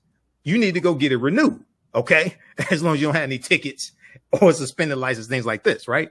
But if you're driving and never had a license, that's something entirely different. All right. So, like we talked about last week, yeah, you need new immigration laws. And Donald Trump was the one that blocked the strongest immigration law that was going to be put in place in 30 years. And President Joe Biden said he would sign it into law, even though a lot of progressive Democrats didn't want him to sign it. He said, look, I'll sign this bill into law. He agreed with it. Not everything in it, but he agreed with it. Donald Trump killed it because Trump wants to run on immigration, and you're letting murderers and killers coming through the borders and fentanyl come through the borders. Really? So why did you tell Republicans in the House not to vote for the bill? Yeah, I see. It's a lot of double talking. I don't know. It's suggestions and solutions. I remember back, what was it? Ice Cube was talking about putting an agenda together, and coming up with some things that we can present to anybody that's in, the political arena. What's your feelings on that? Because it just seems like we on this hamster wheel, just keep, going around and around in circle, getting misused, abused. You got a lot of people like Vince talked about earlier, conscious folks say, why vote? It's so much misinformation, and I'm thinking we can tie it all to just not having leaders doing what they're supposed to do and leading and educating us on what we need to do as a folks. Because personally, I'm tired of all this, I think people are subject to, and I guess that's history. Most people are subject to most things because they're ignorant to everything, and people take advantage of that. Right. What I mean? So, what can we do? I don't know, until we change the consciousness of the individual, I don't know if we're going to ever get off this hamster wheel, because, and people not looking, to advance their cause or their agenda personally, that's why I push the whole African tradition agenda, that talks about and understands, and bringing back some foundational cultural principles and practices that we can collectively agree on. Because right now, we all over the place. We Aboriginals. We doing this. We doing that. We not. You got this young group of folks coming up with all this, and it's just, And I was listening to the side of the TV. We still debating about even what to call ourselves. And here it is, 2024. So, well, I know a lot of people in the quote unquote conscious community, and unfortunately, a lot of them don't understand politics. Don't understand law. They'll have varying understandings of history, but you really have to understand history in the last 224 years that leads us to where we are today, and really understand law, especially after slavery ends, going into the Reconstruction era, and after Reconstruction, the white supremacist Democrats taking back control of the state legislatures. And this is prior to the Lily White movement in 1928, which is the effort by Republicans to push African Americans out of the Republican Party, which is when we started slowly going over to the Democratic Party. People think that we became Democrats because of President Lyndon Baines Johnson in 1964, or when John F. Kennedy runs against Richard Nixon in 1960. By 1960, 2/3 of African Americans had already switched over to the Democratic Party because we saw we were getting more from the Democratic Party, and we were being pushed out of the Republican Party, and our issues and concerns were being ignored. So, and then what happened was a lot of the Republicans, a lot of the Democrats, a lot of the Southern segregationist Democrats, because you had Northern moderate Democrats, and then you have the Southern segregationist Democrats that people would ostensibly call Dixiecrats. What happened was a lot of those Southern segregationist Democrats went over to the Republican Party, where they stayed until they died, like Strom Thurmond. Okay. And Strom Thurmond in 1948, he ran for president as a Dixiecrat because in 1948, the Democratic Party had a more pro-civil rights agenda. Harry Truman was running for president. They had a more pro-civil rights agenda. So this is after World War II. This is after President Roosevelt dies in 1945. And Strom Thurmond runs as a Dixiecrat, which was the Southern segregationist party, as a counter to the Democratic Party and their pro-civil rights agenda. Is at the same time that those Dixiecrats are really going to bring back out that Confederate battle flag of Northern Virginia, which people think is the Confederate flag, but never flew over the Confederacy. There were 3 flags that flew over the Confederate States of America from 1861 to 1865. That flag that's on top of the General Lee car on the TV show The Dukes of Hazzard, and incidentally, that car is named after General Robert E. Lee, a white supremacist slave owner who committed treason. That's why it's called the General Lee. It's named after General Robert E. Lee, a slave owner. Mm-hmm. The flag that's on top of the car is the Confederate battle flag of Northern Virginia under General Robert E. Lee's army. All right. So that flag became a symbol of opposition to the civil rights movement. Okay. So we have to understand, one, politics and law, how all this is connected. Okay. You can start studying history because laws and policies shape history. 2, understand politics on a local level. Read your local newspapers, watch local news. You can listen to local radio, local talk radio, especially African-American talk radio. Then you start getting a better understanding of things taking place locally. Watch Roland Martin Unfiltered. Definitely. That's one of the best daily shows targeting African Americans. The Griot just canceled their 2 daily shows, Dr. Mark Lamont Hill's show, as well as Ebony. I forgot Ebony. I didn't even watch her show anyway, but read that. Watch Roland Martin Unfiltered. Watch the African History Network show. Definitely watch your show. TheGriot.com. Read the Griot, especially articles by April Ryan, White House correspondent April Ryan, who is a journalist. She's not a blogger. She's a journalist. Okay. She has credentials.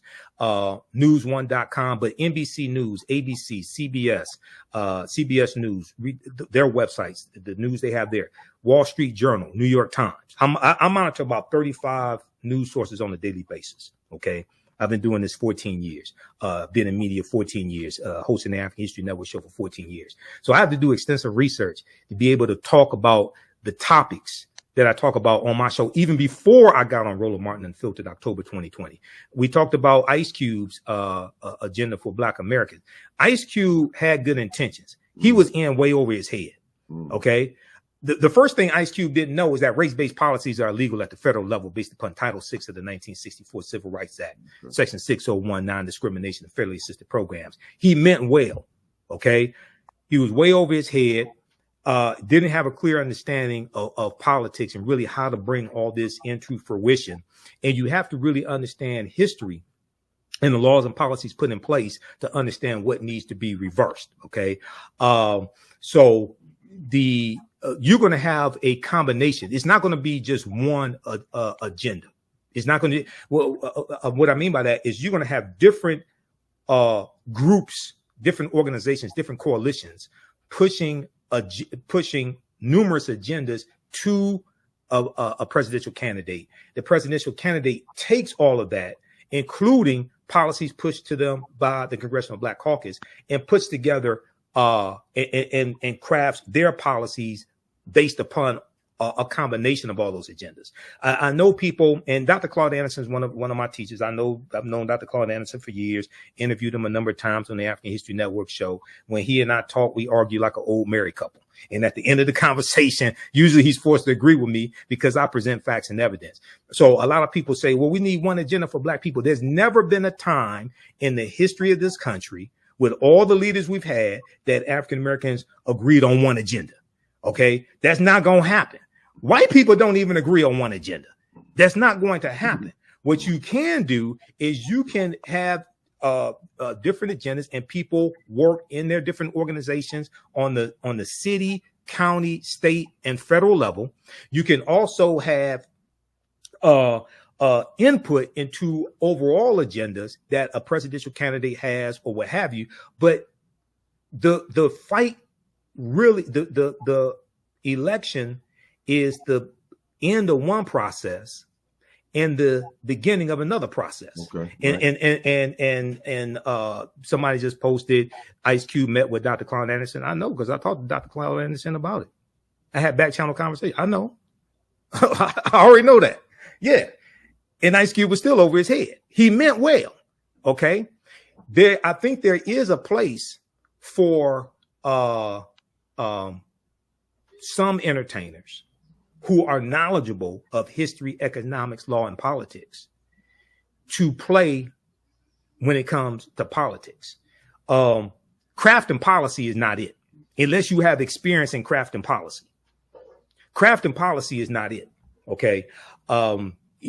Policy needs to be crafted by people who have an understanding of federal law, federal policy, what's in existence, things like this, what can actually be passed.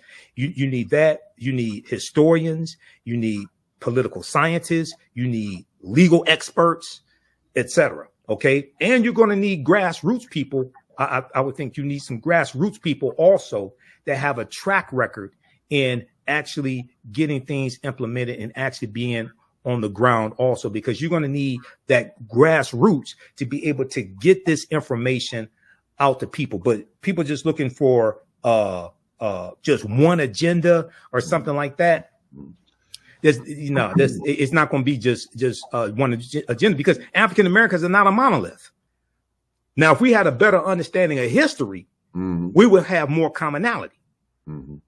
But because we don't understand history, we're fragmented. But Ice Cube did mean well, and there were a lot of policies that Biden-Harris already had versions of, or what have you, or things that were already in place that he was advocating for also. But I think he did mean well, and he got a lot of attacks. And some of the attacks I think were uncalled for. But when you are trying to be in a position to help your people and get legislation passed, a lot of times it's a thankless job. When Dr. King was assassinated, when they did the autopsy, they said his heart was in the condition of a man in his 60s. He was 39 years old. Okay. Malcolm X was assassinated 39 years old. Medgar Evers was in his 30s. Okay. So we have fond memories of a lot of these heroes after they're dead, decades after they were dead. When Dr. King was assassinated, he was the most hated man in America because he came out in opposition publicly to the Vietnam War, April 4th, 1967. He was assassinated exactly 1 year to the day after that, April 4th, 1968. Okay. And Dr. King was calling for a radical redistribution of wealth in this country. He was against the military industrial complex. He was fighting against poverty, and he was initiating the Poor People's Campaign. And it wasn't just for Black Americans, because he understood that you had to have a war on poverty, period. Not just for Black people, but for white people as well. The other thing he understood was, if it's only a Black movement fighting against poverty, it's definitely not going to work. That's definitely not going to work.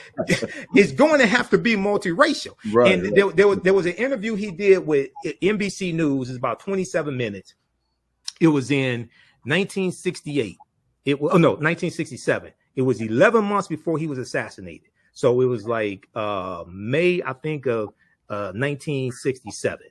And it was talking about the next step of the civil rights movement. But in that interview, he talked about how, because of the Vietnam War, okay, it made it much harder for the civil rights movement to get any media coverage, for them to get their issues dealt with and things like this because of the Vietnam War and the attention that the media was shifting to focus on that war. But if people, it's on YouTube, on NBC News's YouTube channel. And if you go to NBCnews.com and just search for Dr. King interview 1967, it will blow your mind what he was talking about. And this is, Dr. King has been a revolutionary.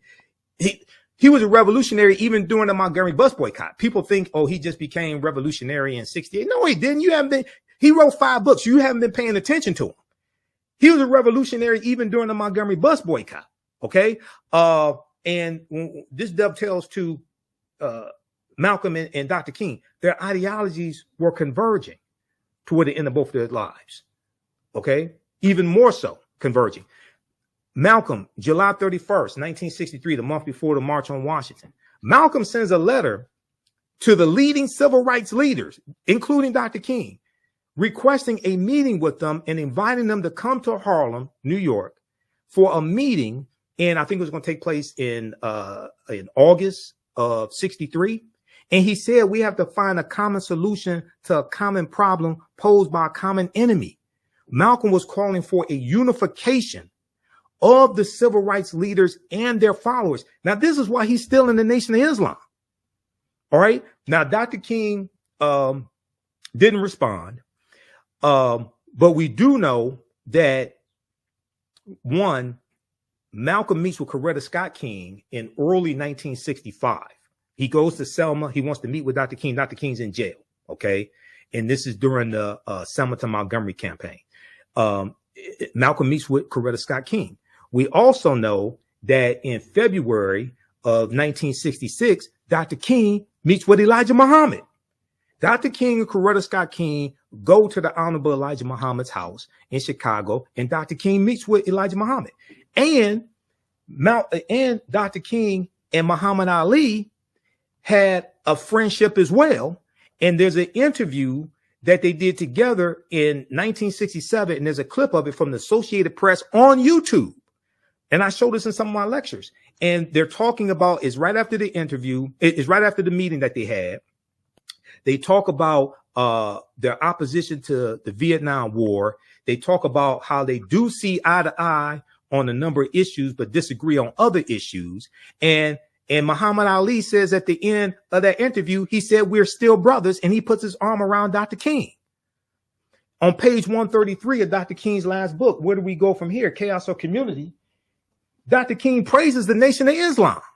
This book right here. He praises the Nation of Islam on their ability to instill pride in African Americans, their ability to get African Americans off of drugs, things like this. He said he disagreed with some of their views about white people, things like this. But in this book, his last book came out in 1967, page 133.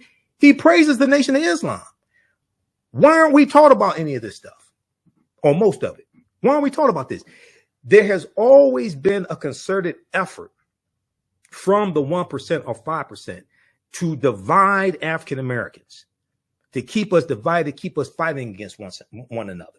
Okay. Because they understand that if we all united, as Lil Flip said, game over. So there's always a concerted effort to keep us fighting against one another. But they understood that we had to unite.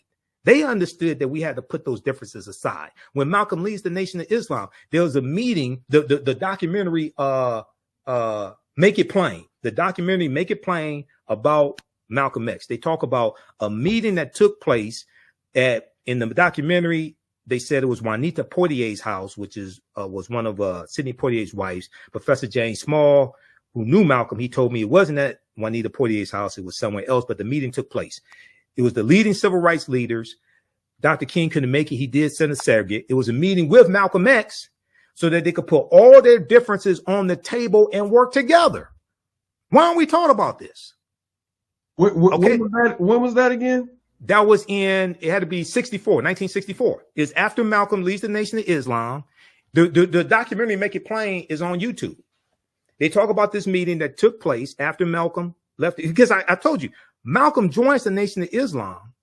Malcolm joins the civil rights movement when he leads the Nation of Islam. Now, PBS.org, public broadcasting system, they have a good piece here that deals with Malcolm and the civil rights movement. Malcolm and the civil rights movement.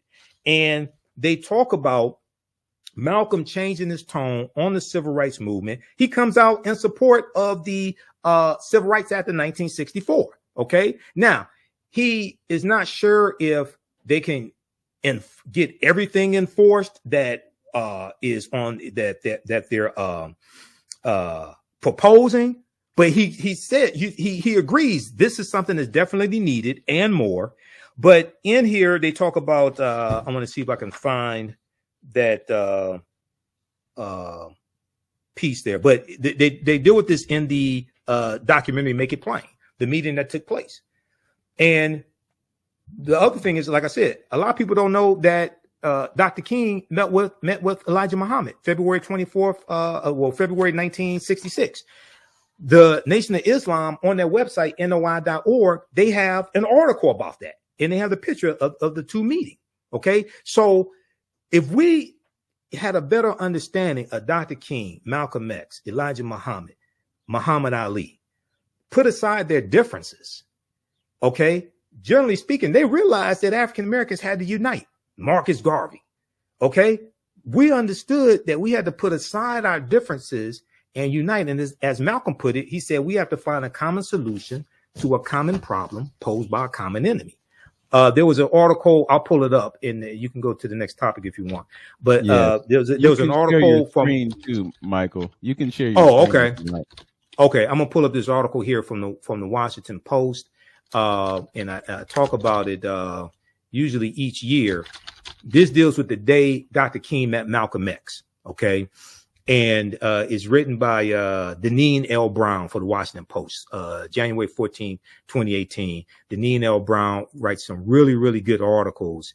What I do, click on present. Yes. I think okay, present, because I use Restream, so I've only used StreamYard a few times.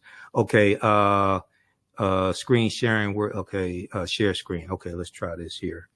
And this talks about when they met. So the all the pictures that you see of the two of them together, that is from March 26, 1964.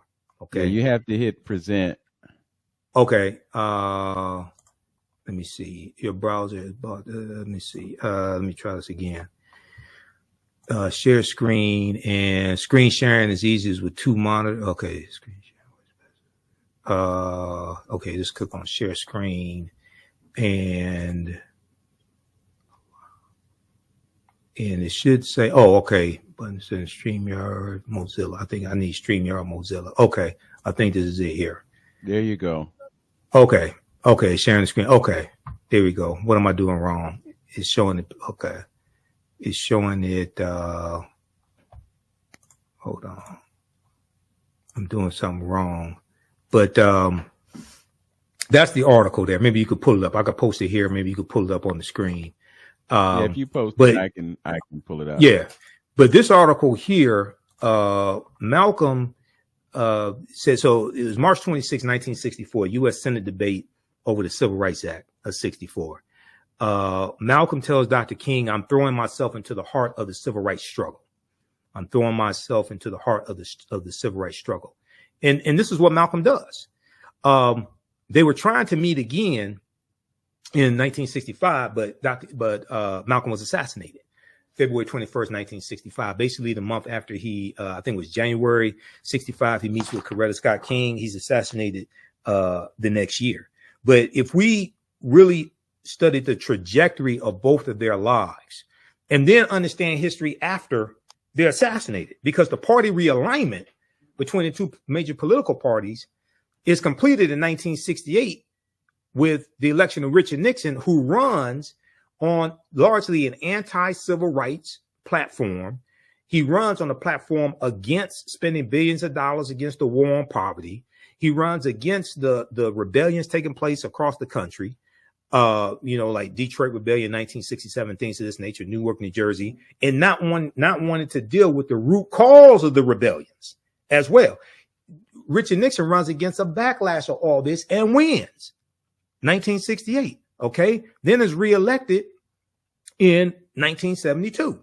All right. So that solidifies the party realignment that began in 1928 with the Lily White movement, which was an effort by the Republican Party to appeal to Southern segregationist Democrats in 5 former Confederate states to get them to vote for Herbert Hoover, the Republican, for president, as opposed to Al Smith, who was the Democratic nominee for president. And he was a moderate Democrat from New York, Al Smith. OK, and what Republicans started doing, they started ignoring the needs and concerns of African Americans. They were ignoring the rise of the Ku Klux Klan that became powerful again in the 1920s, largely because of the movie Birth of a Nation. February 8th, 1915, Birth of a Nation comes out, and the movie rejuvenates the Ku Klux Klan, and the Klan are the heroes of the movie. OK, the Ku Klux Klan. And that movie takes place during slavery, Reconstruction, and post-Reconstruction, during slavery, the Civil War, and the Reconstruction era. All right. And the movie calls Race Riots in the Streets. There's a scene that depicts a black man trying to rape a white virgin. And at the end of the movie, you have a rising up of the Ku Klux Klan to put down a rebellion of former Union Negro soldiers. And it says across the screen that this was the birth of a nation. The Ku Klux Klan starts taking out recruiting ads next to ads for the movie The Birth of a Nation in newspapers. And then in October 1915, the Reverend William Joseph Simmons, he rejuvenates the Ku Klux Klan, which is known as the second incarnation of the Ku Klux Klan, the Reverend William Joseph Simmons. Go research that, because there's an article from the Washington Post that talks about how he created the second incarnation of the Ku Klux Klan after seeing the movie The Birth of a Nation. Wow. I wanted to bring up a couple of things before we conclude. Sure. In light of the fact that it's the birth anniversary of Malcolm tomorrow, just wanted to get your thoughts about what resulted in his assassination. You know, there are some who say that the NOI was in on it. There are some who say that it was Herbert Hoover or J. Edgar Hoover and the FBI and so forth. What are your thoughts about what resulted in the assassination of Brother Malcolm? Well, the FBI and CIA were definitely involved in it. The Nation of Islam was not involved, meaning Elijah Muhammad didn't give the order or anything like that. We know it was the FBI, CIA, and New York Police Department as well. If we look here, I'm going to give a few sources here because I have a number of them. The assassination of Malcolm X, reaction to the exoneration of 2 men convicted of Malcolm X's murder, November 17th, 2021, from the New York Times. I'm going to give you a few sources here. So we know the 2 brothers were exonerated. There was a cover up, and evidence that would have exonerated them was suppressed at the time of their trials and conviction back in 1965 or so. Muhammad Aziz and Khalil Islam. These were the 2 brothers who were exonerated. We know one of them filed a lawsuit against the New York City, for wrongful conviction. And your question was, you said, what was accomplished? Was that your question, Brother Vince? What was accomplished with his assassination? I just want to get your take on who was responsible for it. And what I'm getting from you, at least I believe, is that it was actually more so the FBI and J. Edgar Hoover than it was the Nation of Islam, because there is absolutely. You know that Louis Farrakhan, Brother Minister Farrakhan, was jealous and all these other kinds of things, and you know, the NOI may have participated in that assassination, but I want the record to be set straight. Well, the one brother who was a member of the Nation of Islam, not these 2, but the other one, his name escapes me right now. It'll come to me. He admitted that he did it. Okay. And he said the other 2 were not involved in it. Okay. So was that the guy from Jersey? Was that the guy from Jersey? No, the one. So there was one. So there was a documentary that came out. Who killed Malcolm X? That really shed light on this, and it caused the Manhattan District Attorney's Office under Cyrus R. Vance to reopen the case. Okay, the guy from New Jersey. So there was one guy who they said was the shotgun man. He was never caught. I'm talking about the one who was actually caught. There were 3 who were arrested and convicted. Okay. 2 of them were not involved in it. Okay. And the one who was arrested and convicted, he said the other 2 were not involved in it. But they were set up, and there was evidence that could have exonerated the other 2 that was suppressed. There was a piece by I'm going to try to pull this up here. There was a piece that talked about how, from the Huffington Post, Hoover hid that some witnesses in Malcolm X assassination trial were FBI informants. Okay, I'm gonna post this here. You all can pull this up.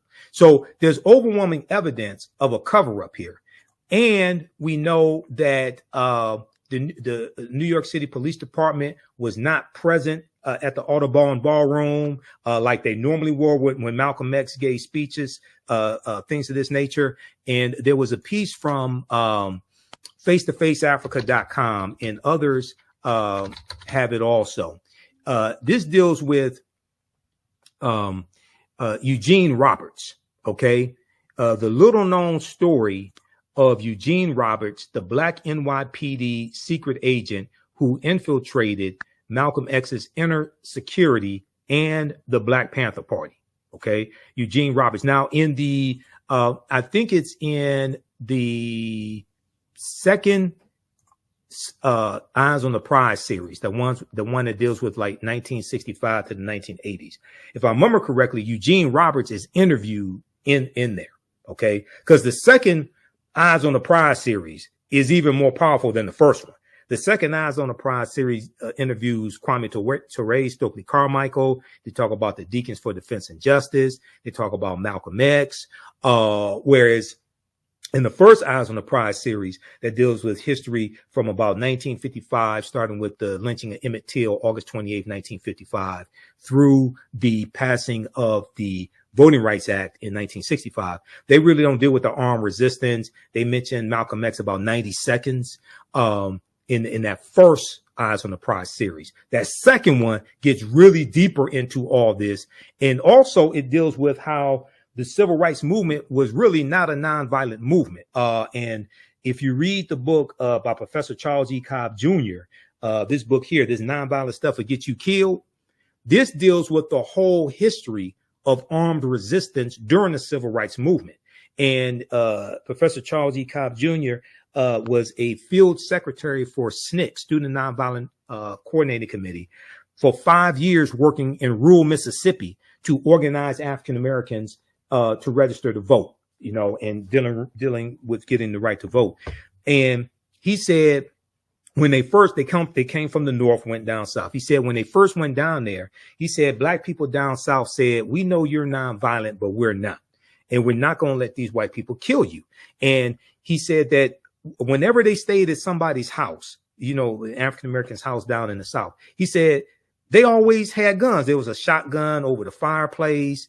There was a gun in the nightstand or something like that, because in the South, you grew up in a gun culture. Oftentimes you grew up on a farm. You have to protect livestock. You have to be able to protect your house. If you're on a farm, if you're on acres of land, right, you usually, you're on the outskirts of town many times. So you don't have a local police force. You have a sheriff, but you don't have a local police force. So you have to be able to defend yourself. So African Americans grew up in a gun culture. You learn how to hunt. If you were a boy, you learn how to hunt. Maybe when you were a teenager, you may get a 22 caliber rifle for your birthday.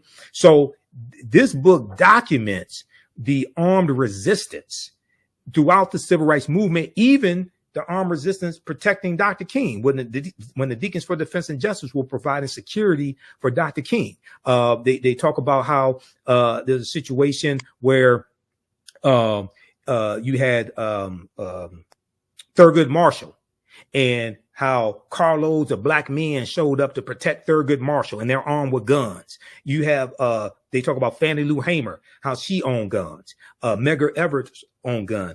Raymond Parks, Rosa Parks' wife, owned guns. All this. Dr. King owned guns until Bayard Rustin convinced him to get rid of his guns. Dr. King tried to get a concealed pistol license in 1956 from Montgomery, which was the capital of Alabama. This was during the Montgomery bus boycott, and Dr. King's house was firebombed twice in 1956. He tried to get a concealed pistol license, and he was denied a concealed pistol license. It was Bayard Rustin who convinces Dr. King to ultimately give up his guns. And Bayard Rustin makes the case, well, if somebody comes to your house and does something, breaks in, you end up shooting them, you're going to disrail this nonviolent movement. Okay. So ultimately, Dr. King gives up his guns. But the way this movement has been told to us is largely wrong. And Professor James Small, one of our greatest historians and one of my teachers, he told me personally, he said the civil rights movement was not a nonviolent movement. He said it was black people with guns protecting civil rights workers, protecting civil rights leaders, things like this. And he said if it had not been for black people with guns, there would not have been a civil rights movement.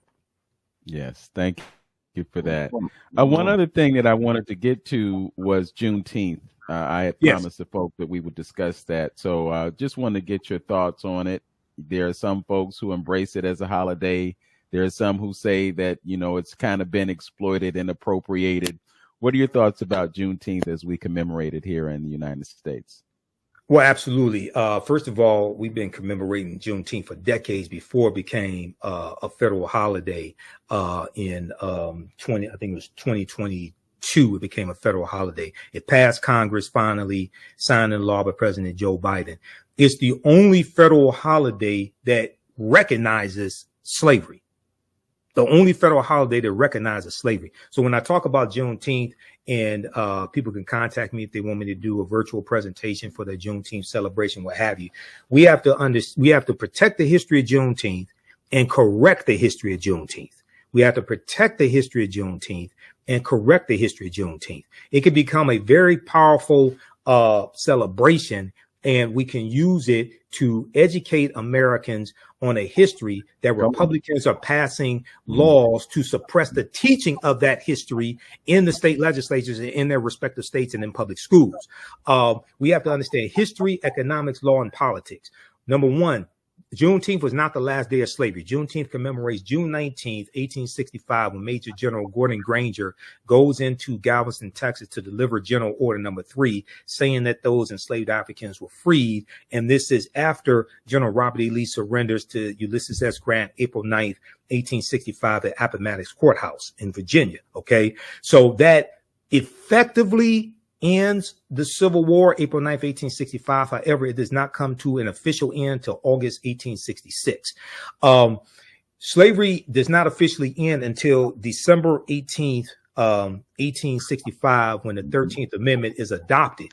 Is ratified December 6th, 1865, when Georgia ratifies the 13th Amendment. Okay, so Kentucky and Missouri, from memory, Kentucky and Missouri, they don't officially end slavery till December 6, 1865.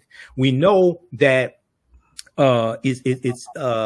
you have people say that this was 2 years after the Emancipation Proclamation. The Emancipation Proclamation freed the slaves. No, the Emancipation Proclamation did not free the slaves. Go to archives.gov or the Library of Congress and read the Emancipation Proclamation.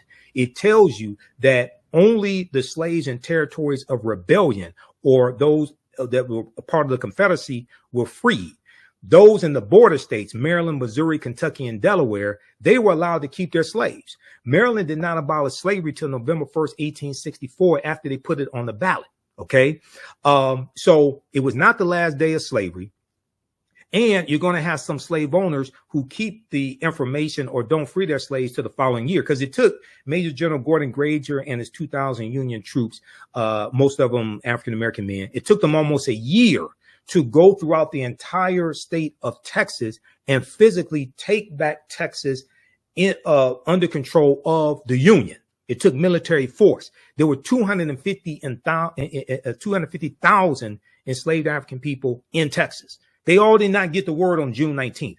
June 19th is the date that was agreed upon to celebrate what happened and celebrate them being free. But all of them were not freed on June 19th. 1, 2, is not the Emancipation Proclamation that freed the slaves. It's going to be the 13th Amendment when it's ratified December 6, 1865, when Georgia ratifies the 13th Amendment, because they had to change the state constitution, ratify the state constitution to end slavery, because slavery was sanctioned by the state constitution.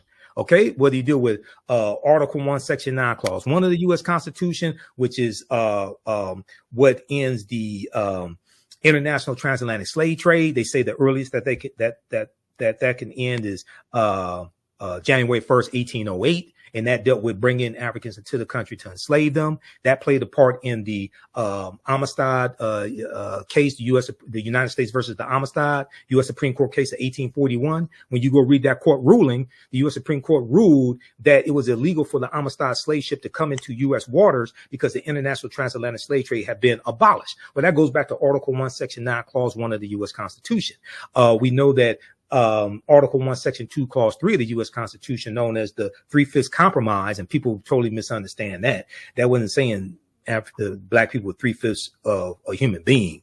That dealt with how you count them for representation when it came to apportionment, determining how many seats in the House of Representatives does a slaveholding state have. Do you count the full population? Do you count half the population? Okay, the South wanted 100% of the slaves counted because that gave them further dominance in the House of Representatives. Okay, the North is saying, well, wait a second, if you count the full population, that gives you full dominance and you don't even want to recognize they're human. So they're going back and forth trying to determine, do we count 50% of the slave population or what have you? They settled, they compromised and said, we'll count 3/5 of the population. So if Virginia has 100,000 slaves, you're going to count 60,000 when it comes to population to determine how many seats in the House of Representatives Virginia will have.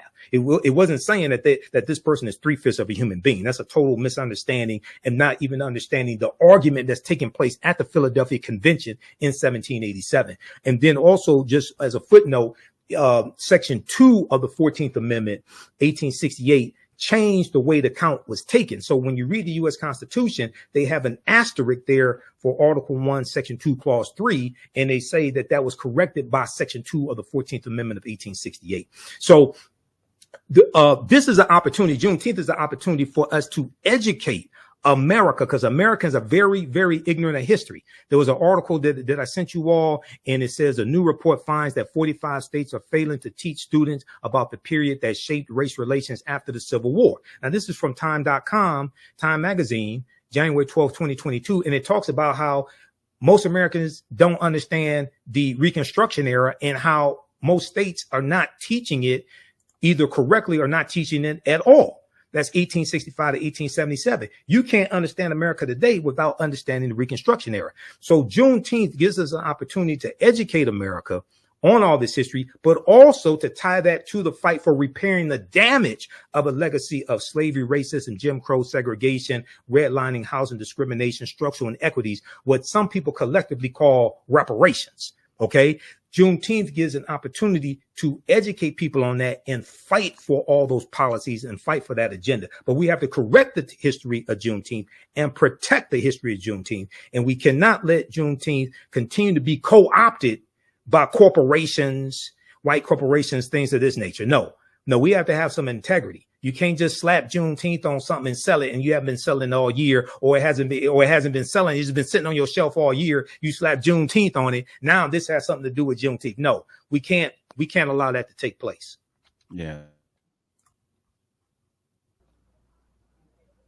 I think I lost your signal.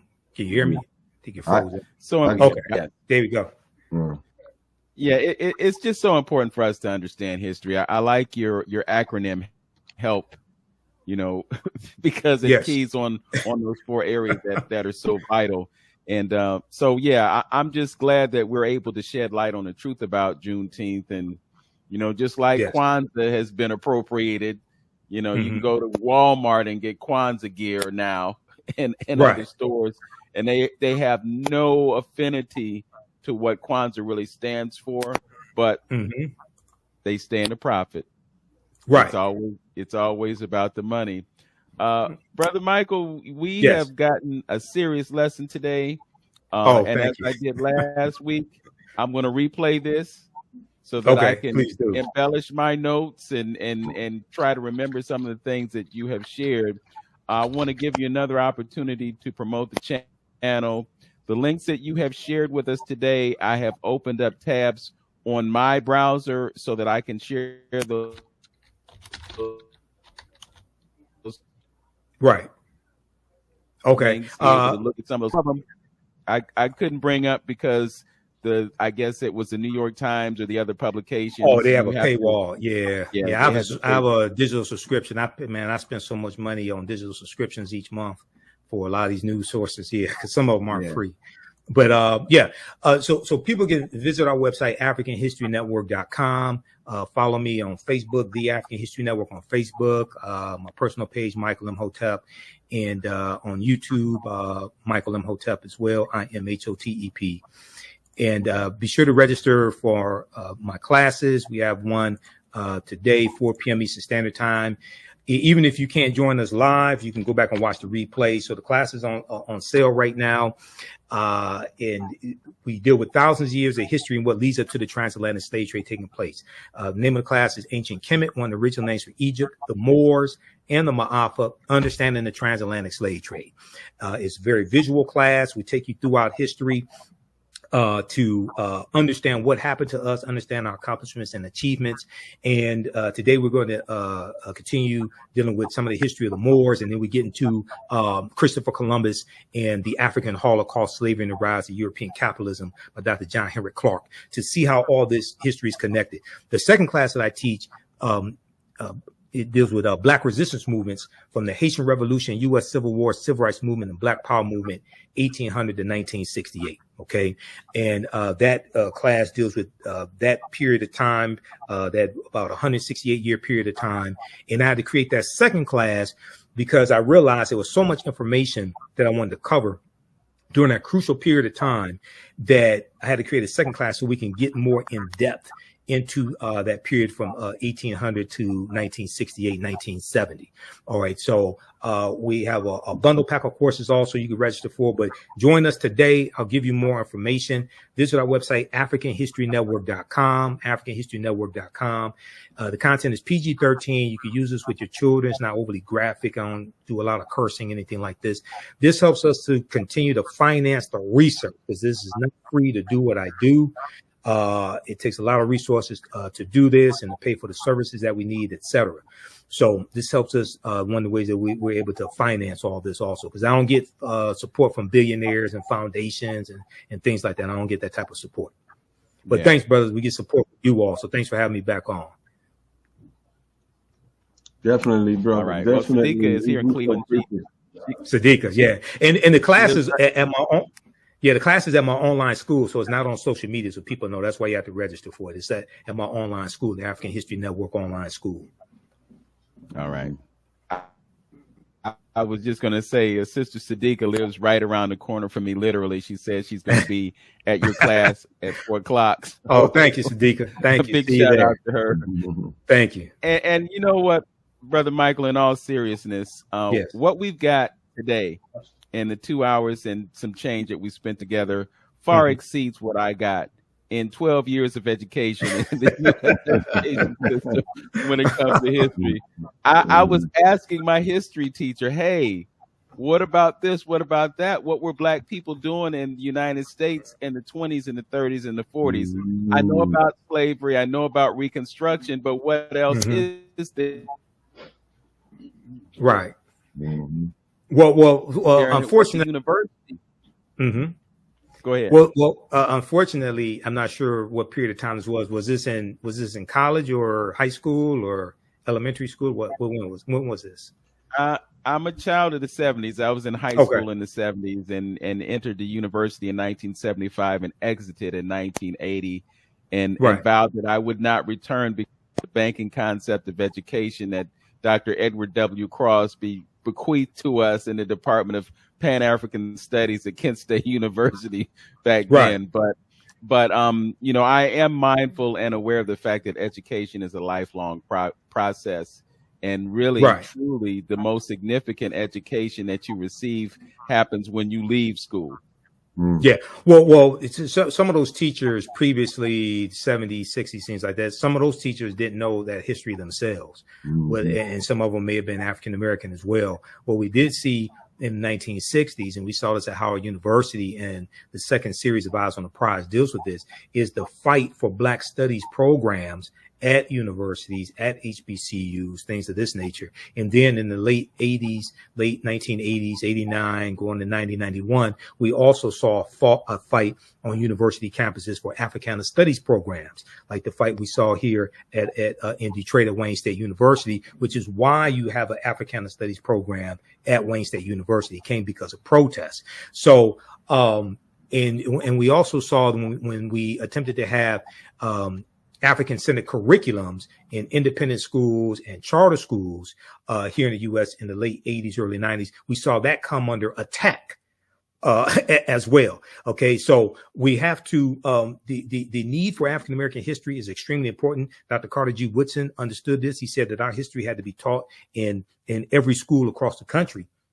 Whether you call it African-American history, Africana studies, whatever, that history has to be incorporated, has to be taught.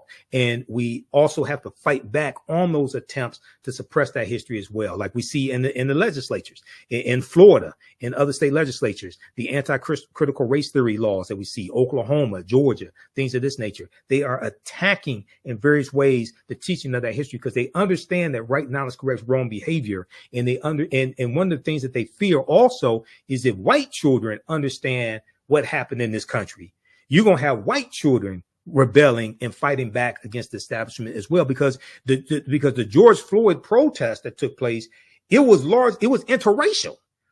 It wasn't just African Americans out protesting. It was white people out protesting, white teenagers, things like this. And that protest went global. Okay.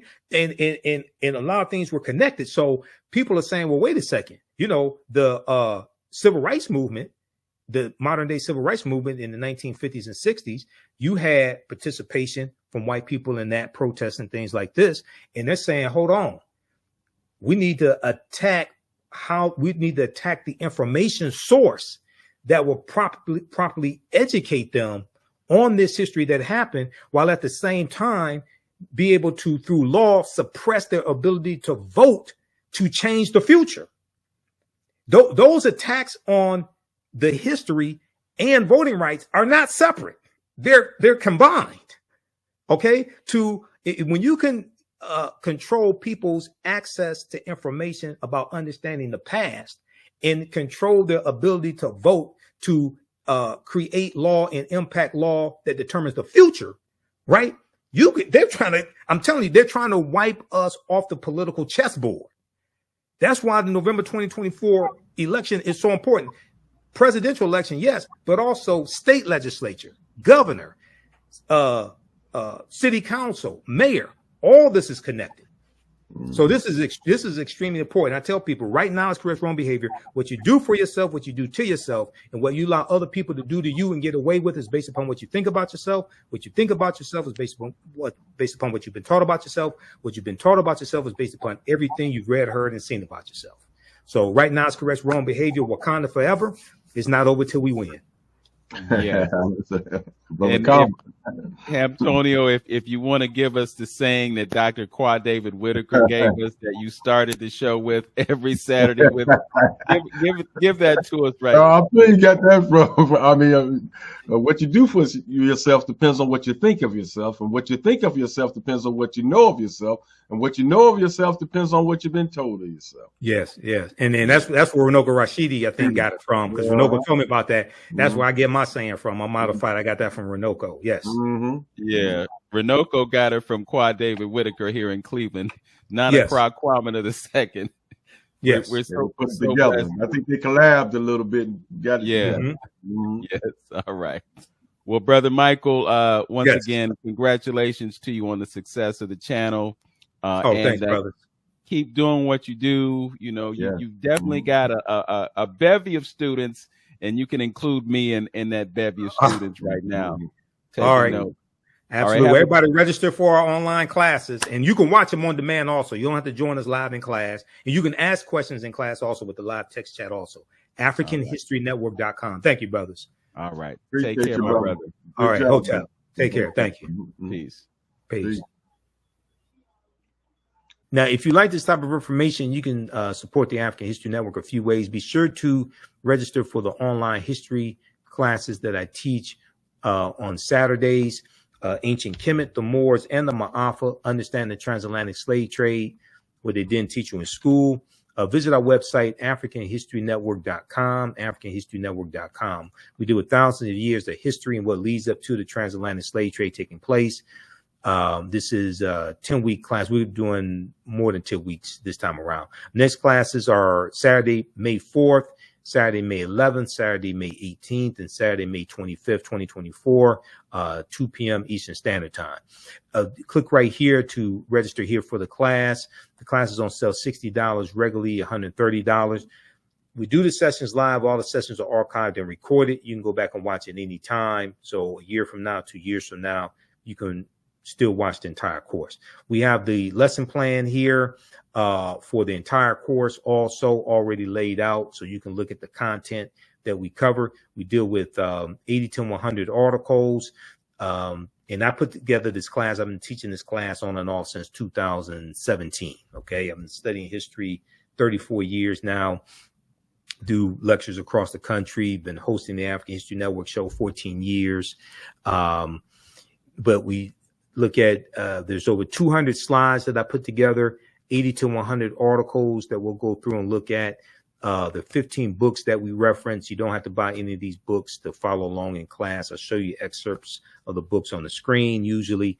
And we look at video clips of interviews I've done with historians like Professor James Small, Professor Kabahai Wafakamane, Anthony Browder, who wrote Nile Valley Contributions to Civilization, which is one of the books we use in the class, Runoko Rashidi, who wrote Black Star, The African Presence in Early Europe, which is another book that we use in the class, okay? So you can register for this. This content is PG-13. You can use this information with your children as well. Visit our website, AfricanHistoryNetwork.com. AfricanHistoryNetwork.com. Okay, and we'll post the link here. The link's in the thread of this broadcast. And you can support us through PayPal and Cash App, $ the AHN show through Cash App, $ the AHN show through Cash App, and through PayPal, paypal.me /the AHN show. So we have the information right here on the website as well. This is our official Cash App account, $ the AHN show, SHOW. When you go to it, it'll say Michael and show my picture there. These are fake African History Network Cash App accounts here that have been stealing money from us. There are a few other ones out there I've identified. I'm still trying to get them shut down. You can click right here on our link and it shows our QR code, okay, for Cash App. This helps us stay on the air, keep doing the research, pay some of the bills, etc. Upgrade equipment, take care of what needs to be.